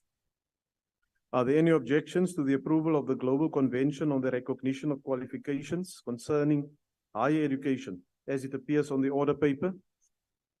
No objection, agreed to. The Secretary will read the 14th order. Decision of question on report of Portfolio Committee on Water and Sanitation on follow-up visit to Limpopo Province to assess progress on Guyana Bulk Water Project from 18 to 19 April 2023. Are there any objections to the adoption of the report? House Chair, please note the objection of the EFF. It's noted. Any further objections? There's no further objections, and with that objection, the report is agreed to. The Secretary will read the 15th order. Decision of question on report of Portfolio Committee on Basic Education on oversight visit to Mpumalanga Provincial Education Department. Are there any objections to the adoption of the report? House Chair, please note the objection of the EFF. It's noted. Are there any further objections? No further objections. The report is agreed to. The Secretary will read the 16th order. Decision of question on report of Portfolio Committee on Higher Education, Science and Innovation on 2021 and 2022 annual reports of National Skills Fund, Services Sector Education and Training Authority, Insurance SETA, and Construction Education and Training Authority. Are there any objections to the adoption of the report? House Chair, please note the objection of the EFF. Are there any further objections? And with that objection be noted, the report is agreed to. We now come to motions without notice. Does any member of the ANC wish to give a motion without notice? The ANC. Yes, Chair. There's too many members standing around, Honorable Member. Before you proceed, let's allow them to take their seats first. You may now proceed. Thank you, Chairperson. The African National Congress moves without notice that the House notes the Springbok rugby team is taking part in the 10th Men Rugby World Cup in France, which started on Friday, 8 September to 28 October 2023. Recalls that the Springbok has participating in this tournament as defending champions who defeated England in the 2019 Rugby World Cup final. Also recalls that the preparation for the 2023 International Rugby World Cup, the reigning world champions played 6 matches successfully and with convincing wins before the World Cup. Understands that the Springbok have won their first game 83 against Scotland on Sunday 10 September in Marseille. Calls upon all South Africans to rally behind the champions and give them the moral support that they deserve and extend its best wishes to the Springboks in the 2023 World Cup tournament. I thank you. Thank you very much, Honorable Member. Are there any objections? If there are no objections, I put the motion. No objections agreed to. The EFF, the DA. Thank you, Chair. I hereby move on behalf of the Democratic Alliance that this House notes that a devastating 6.8 magnitude earthquake struck Marrakesh and surrounding towns late on Friday, 8 September 2023. Further notes that the death toll has climbed to nearly 3,000 persons while rescuers continue to search for survivors. recalls that the worst destruction occurred in isolated mountainous areas, which has complicated rescue efforts in these difficult to access areas. Remembers that although the Moroccan people have displayed strength and resilience and have faced adversity with unwavering courage throughout history, we should not forget the powerful role that compassion and empathy from the international community can play in making a difference in the lives of those affected by the devastating earthquake. Acknowledges the importance of putting disaster management systems in place and being prepared to deal with national disasters by continuing to invest in infrastructure, emergency response systems, and community education to mitigate the impact of future disasters. Sends our heartfelt condolences to the families of the Morocco earthquake victims and our message of support to the King of Morocco, King Mohammed IV, Prime Minister Aziz Al-Khanouch, and the government of the Kingdom of Morocco during this difficult time. May the victims rest in eternal peace. I so move. Thank you, Honorable Member. If there are no objections, I put the motion. No objections, motion agreed to. The EFF. Thank you, House Chair. I rise on behalf of the economic freedom fighters to move without notice that the House notes that today, the 12th of September, marks 46 years since the brutal death of Steve Bantubonke Biko, the ideological lodestar of the Black consciousness movement in South Africa. Further notes that Biko died at the hands of apartheid police who brutally assaulted him and then transported him at the back of the police van naked from PE to Pretoria. Acknowledges that the ideas that Steve Biko stood for were and remain the most significant articulation of the Black condition in this country, and that in the main, centuries of colonial dispossession and exploitation have reduced Black people into merely instruments of advancement of colonialism and neocolonialism, and that the system then and now was designed to keep Black people as permanent juniors in the social, political, and economic affairs in this country.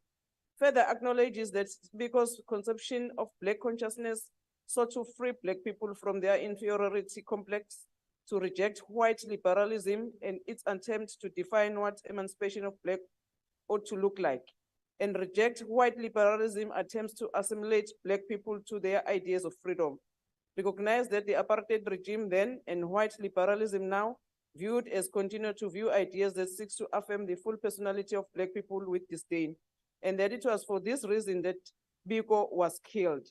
Send its appreciation to the Biko's family for gifting the country with such a powerful voice of freedom, and to Azanian People's Liberation Organization for being conduit through which Biko ideas find a political home. I so move. Thank you very much, Honorable Member. If there are no objections, I put the motion. House Chair, please note the objection of this motion in its current form from the ANC. There are objections. The motion will be converted to a notice of motion. Thank you. ANC. Thank you, House Chair. The African National Congress moves without notice that the House notes with sadness the untimely passing of Ambassador Zef Makhetla Order, honorable members. on Tuesday, 5 September 2023. Remember that he spent almost 27 years in exile, where he perfected his skill as an NK soldier and a military engineer. Recalls that he served as an ambassador to Greece and Sweden and dedicated most of his life to the struggle for free and democratic South Africa. Further recalls that between 1964 and 1975, he worked in a variety of political, diplomatic, and military positions for the ANC, mainly stationed in Tanzania, Zambia, and the Soviet Union. Understands that between 1975 and 1982, Brazev, as he was affectionately known, has obtained a master's degree in cinematography. Believes the country has lost one of the most dignified servants of the people, and conveys dispersed condolences to the family of the MK soldier Zef Makhetla. Thank you very much. If there are no objections, I put the motion. No objections. Motion agreed to. IFP.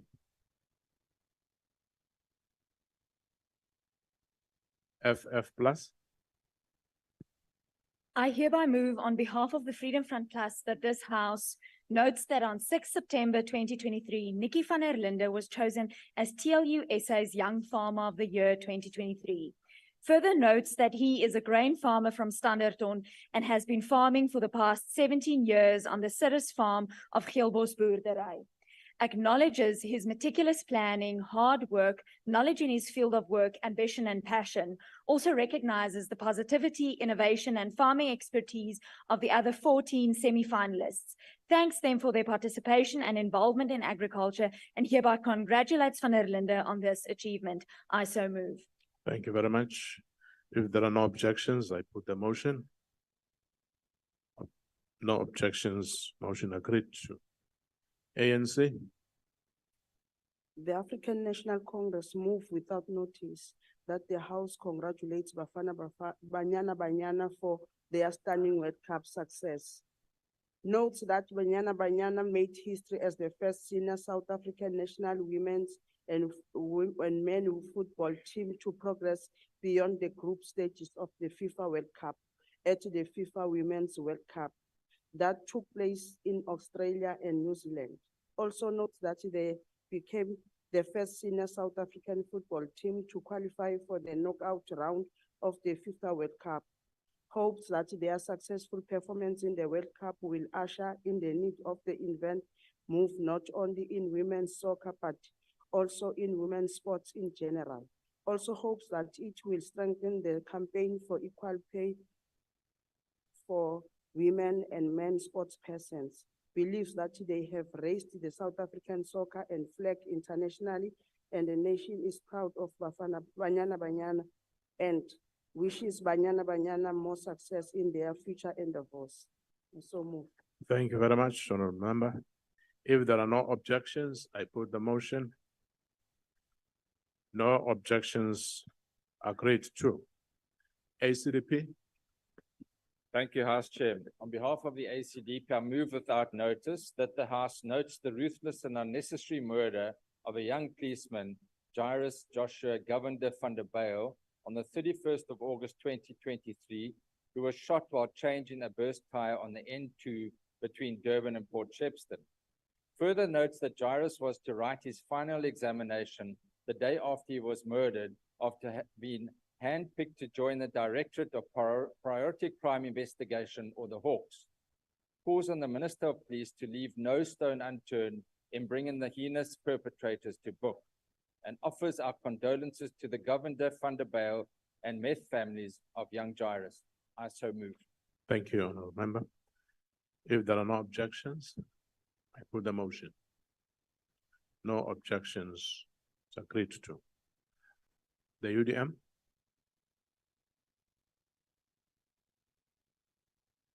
The ATM.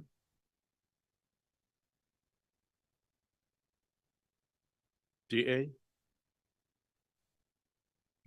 I hereby move on behalf of the Democratic Alliance that this House notes that of the more than 2 million applications submitted for financial aid from the National Students Financial Aid Scheme for the 2023 academic year, only around 62% of applications were approved, 24% were rejected, and 2.4% were withdrawn. Further notes that nearly 46,000 students have subsequently been defunded, and that more than 31,000 of these students still do not know what the status is of their funding. Acknowledges that with NESA's 47.6 million budget for the 2023 academic year, and in light of a shrinking tax base due to the Republic's unfavorable economic conditions, student funding in its current form is unsustainable. Recognizes the contribution and efforts of universities and other institutions of higher learning to assist students who were defunded by NSFAS with food parcels and top-up accommodation allowances. Call on the Department of Higher Education, Science, Innovation to re-examine the financial sustainability of the government's current fee-free higher education model. I so move. Thank you very much. If there are no objections, I put the motion. House Chair, please note the objection of the ANC. There are objections, the motion will be converted to a notice of motion. EFF.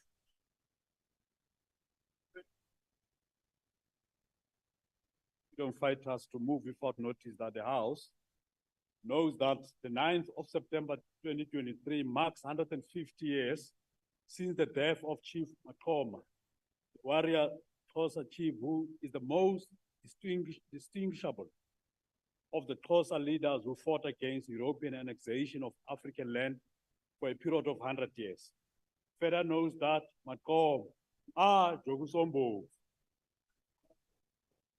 died in Robben Island on the 9th of September 1873. This was Makoma's second incarceration at the notorious island. Makoma and a group of other chiefs were first sentenced to Robben Island in December 1857. In the aftermath of the Non-Ngauza cattle killing disaster, he stayed in that island supported by his wife, Kate, and was only freed from the island in 1869.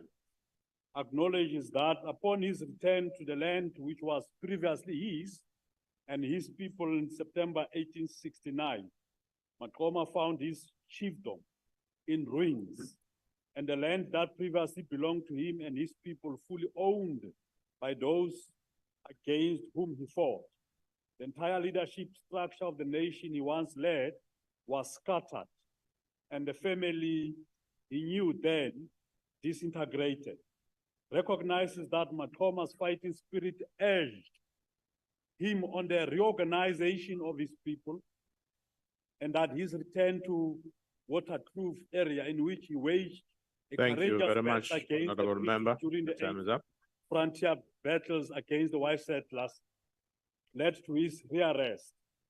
Further, recognize that Honorable Makoma was Member, rearrested in your time is up. 1871 at the age of 73.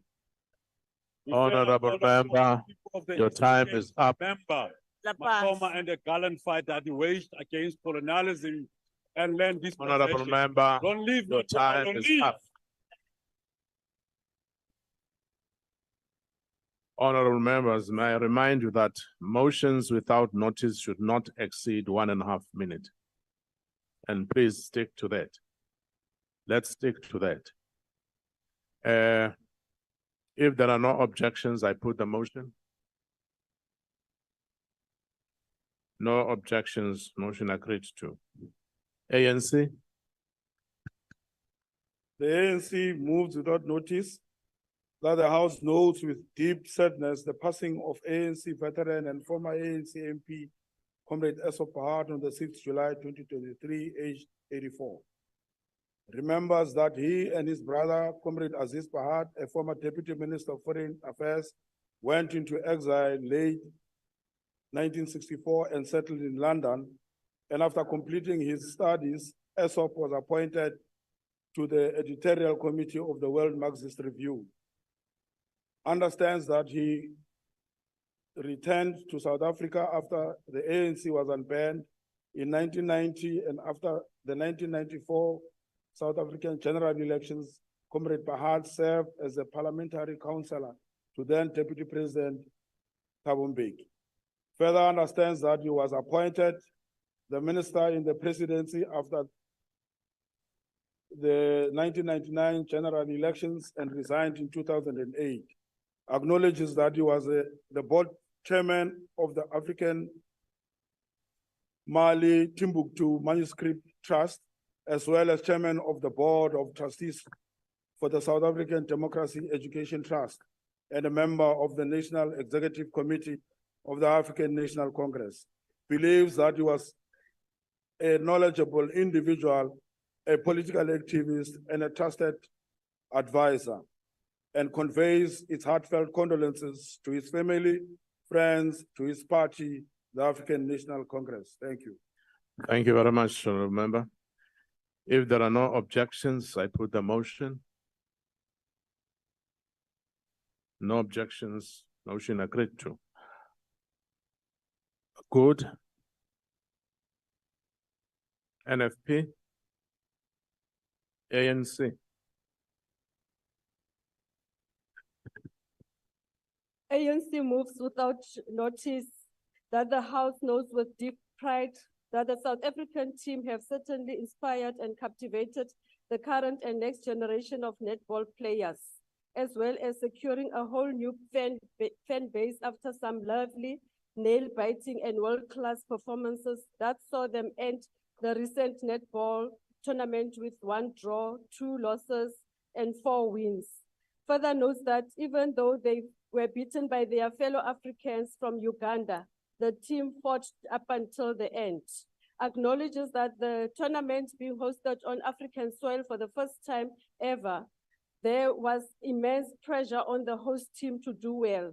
Commends the team members' performance as well as the organizers of the tournament, and extend our heartiest congratulations to all the players for their efforts and for flying the South African flag high with great pride. Banyana ba, ra leboga modulasetulo. Thank you very much. If there are no objections, I put the motion. No objections, agreed to. AIC. Hope. ANC. Thank you, House Chair. I rise on behalf of the African National Congress to move without notice that the House notes with sadness the passing of a well-known musician, broadcaster, and actor, Sylvia Mtunyela, on Friday, 25th of August, 2023, after a long illness. Acknowledges that she devoted her life to the creative and music industry, propagating young people and creating opportunities in the townships.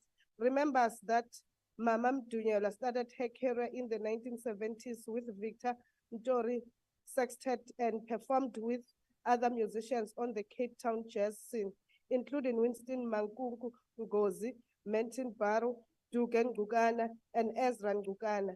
Further remembers that in 1990, she was awarded a scholarship by the Education Opportunities Council and studied at University of California, Los Angeles, UCLA. Recalls that when she returned to South Africa, she was invited to tour Germany, where she performed at the Berlin Festival in 1994. Understand that she was celebrated on global stages all around the world and leaves an indelible mark in society.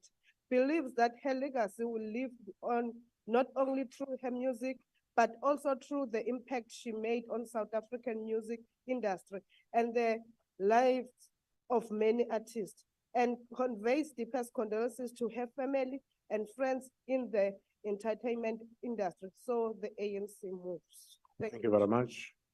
If there are no objections, I put the motion. No objections, agreed to. The DA. Thank you, House Chair. I hereby move on behalf of the Democratic Alliance that this House notes that Carte Blanche recently exposed the terrible conditions at the school and hostel of Ikwezi Lokusa Special Needs School in Mthatha. Further notes that Ikwezi Lokusa was once a state-of-the-art facility for care of children with disabilities in the Eastern Cape, but has been plagued by various challenges over the last 20 years. Recognizes that Carte Blanche investigation started back in 2018 when it identified how the hostel infrastructure had deteriorated to the point where learners had to sleep on brick beds with only a thin mattress for comfort. Further recognizes that it was further identified that a critical shortage of caregivers often resulted in vulnerable learners being left for hours on end with no one to feed them or change their nappies. Recalls that the Department of Basic Education made a range of promises to the learners and parents at the time, and that very few of these promises have realized to date. Acknowledges that this terrible state of conditions is not limited to Ikwezi Lokusa. Calls on all relevant government departments to embark on a comprehensive oversight program to audit all special needs schools in the Republic as a matter of urgency, to ensure that their hostels are up to standard, to audit the qualifications and readiness of all caregivers and educators, and to ensure that each special needs school has sufficient numbers of nursing and support staff. I so move. Thank you very much, Honourable Member. There are no objections? Yes, the ANC object to this motion. Okay. There's an objection. The motion will be converted to a notice of motion.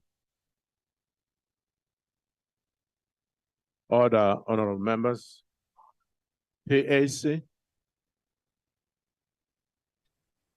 Al-Jamaa. Thank you very much, Honorable House Chair. Assalamu alaikum.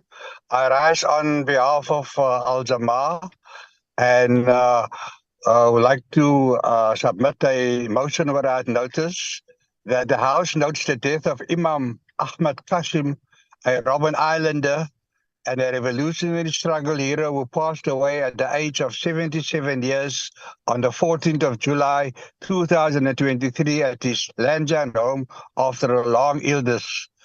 Recalls that at the age of 17 and a matric student at Trafalgar High School, he and his teacher, the late Sadiq Isaacs, were arrested.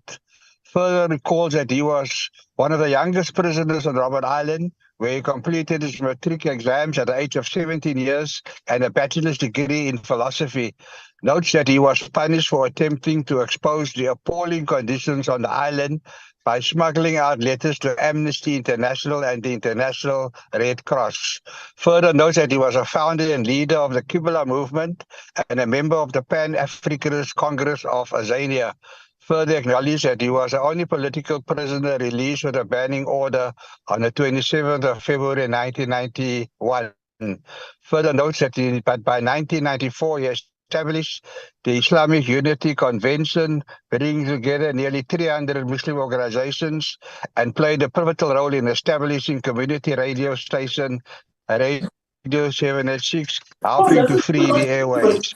Recognized that he serves as an advisor to the National Islamic Human Rights Commission, that the House sends its condolences to his family, the Qibla movement, Thank you very the much, PAC, Honorable the Muslim Member. community at large. I shall move.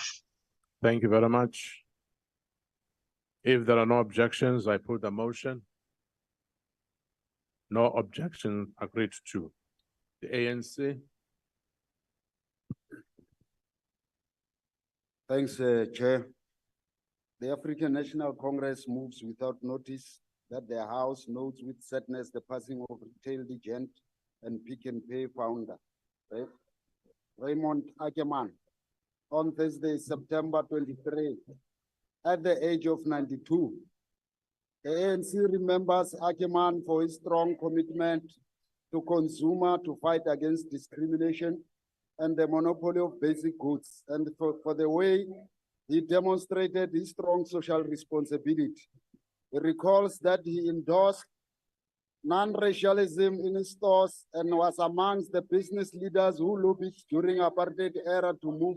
Order, honorable members. Give a member a chance to complete. Hey, shut up. Please.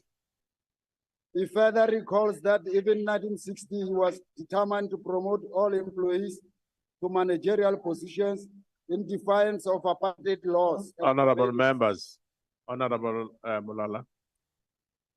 Honorable members, please give the honorable member a chance to understand that in peace return, then when he turned 90 in 2021, Ackerman acknowledged that South Africa had enormous difficulty, but he believed it was still a sound country.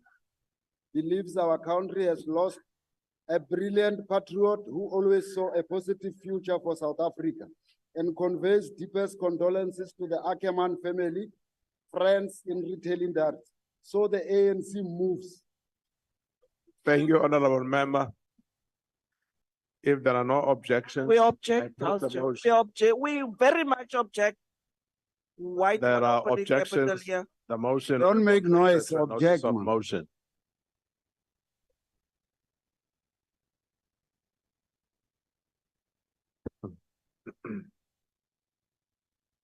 That honorable members conclude motions without notice. Order, Honorable Makaula. The last item on the order paper is notice of motion, notices of motion. Does any member of the ANC wish to give a notice of motion? Thank you, Chairperson. Chair, I hereby move on behalf of ANC that the House at its next sitting must debate.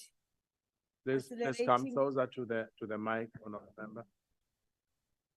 I hereby move on behalf of the ANC that the House at its next sitting must debate accelerating the inclusion and full empowerment of people with disabilities within the public and the private sector. I so move. Thank you very much. The DA. Thank you, Chair. I hereby move on behalf of the Democratic Alliance that at its next sitting, this House debates the impact of budget cuts to all departments in the security cluster on the security of the Republic in light of rising rates of violent crimes, insecurity, and instability. Thank you very much, Honorable Member. The EFF. Thank you very much, Chairperson. I hereby move on behalf of the EFF that in the next sitting, this House must debate the shortage of ECD practitioners and ECD facilities for children living with disabilities, as this government want to migrate are compulsory. Thank you. Thank you, Honorable Member. The ANC. Thank you, Honorable Chair. I hereby move on behalf of the ANC that the House at its next sitting must debate the need for all public servants to observe the principle of Batupili, which require them to be responsive, timeous, and efficient at all times in rendering services to members of the public. Honorable members, please Aye, give a member a chance to complete.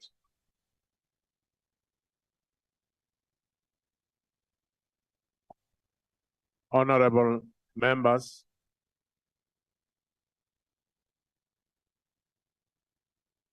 The IFP. FF plus. Thank you, Honorable House Chair.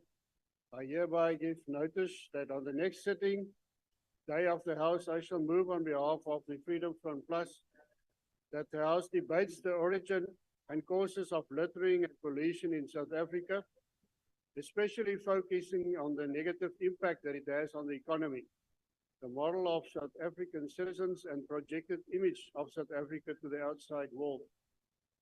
Further taking into account that the detrimental effect littering and pollution has on well-being of affected communities, natural resources, agriculture, and tourism, and also to consider the advantages of a countrywide cleanup program to enhance the regeneration of moral values, zero tolerance towards small crimes, the reinstatement of discipline, proudness, and enhanced economic growth. I so move. Thank you, House Chair.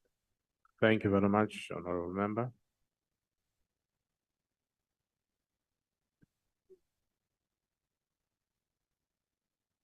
The ANC.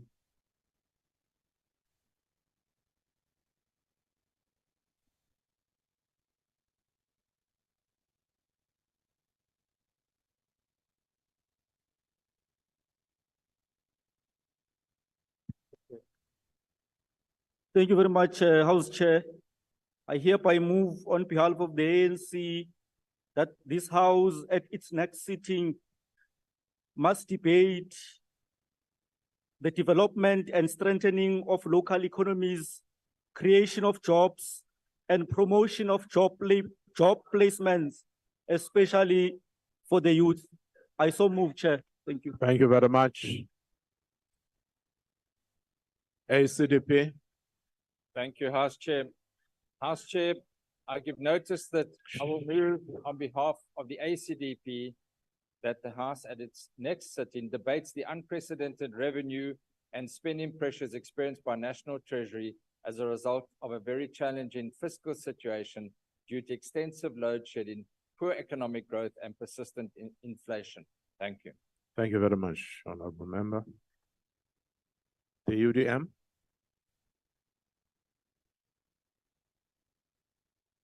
ATM.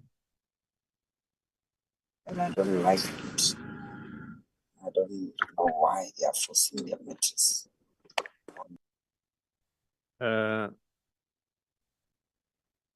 GM, be careful. DA. Thank you, House Chairperson. I hereby move on behalf of the Democratic Alliance that at its next sitting, the House debates solutions to relocate the homeless community occupying the dilapidated old train station in Alberton North in the city of Ekurhuleni to a safer area. Thank you. I so move. Thank you.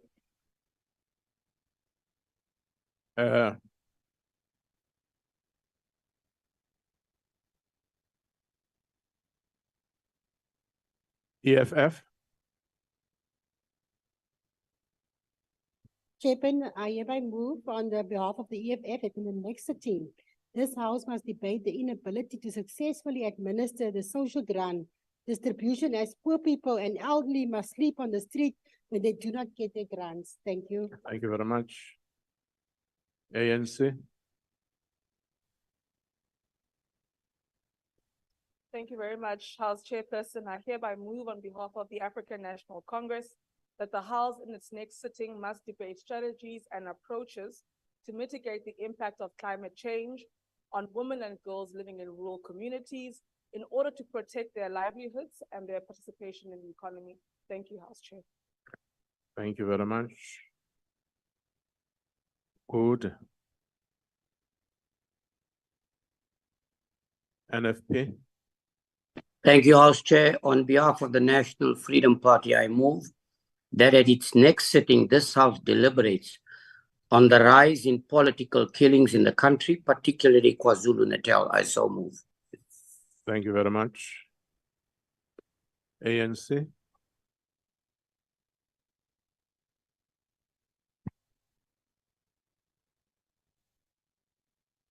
Thank you, Chair. I hereby move on behalf of the ANC that the House at its next sitting must debate promoting good governance, democracy, human rights, justice, and the rule of law on the African continent. I so move. Thank you. AIC. Cope. ANC. Thank you, House Chair. I here move on behalf of the ANC, the House at its next sitting must debate prioritizing the efforts to resolve South Africans' inner city housing challenges and rooting out acts of criminality in accommodation that goes with it in an inner city, Johannesburg. Thank you. Thank you very much. The DA.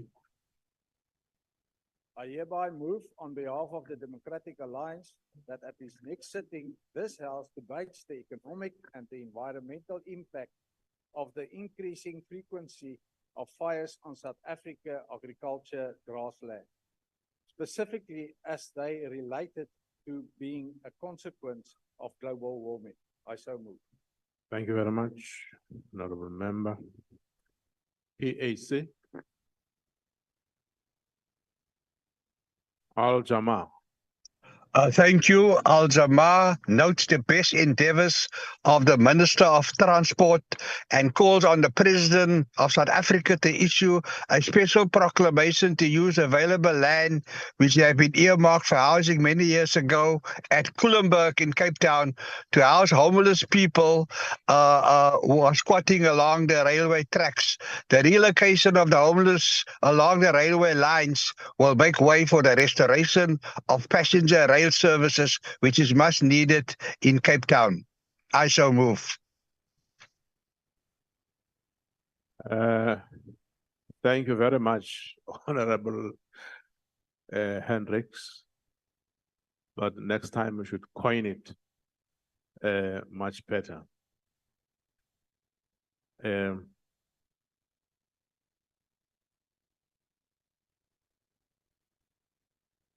I'm waiting for the honorable member from the TA.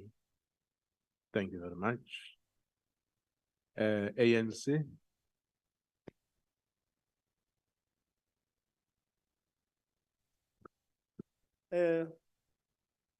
I hereby move on behalf of the glorious movement, the African National Congress, that the House at its next sitting must debate strengthening a concerted efforts by all stakeholders to tackle and root out construction mafias and their subsequent extortions, which disrupt and stall infrastructure development. Thank you. Thank you, Honorable Member.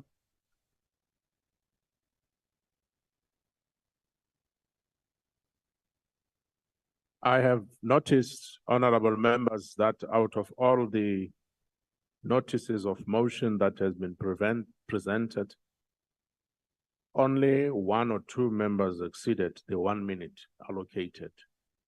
So that's a pat on the shoulder that we confine ourselves to the rules of the House. Order. I request members to stand and wait for the chair and the maids to leave the chamber.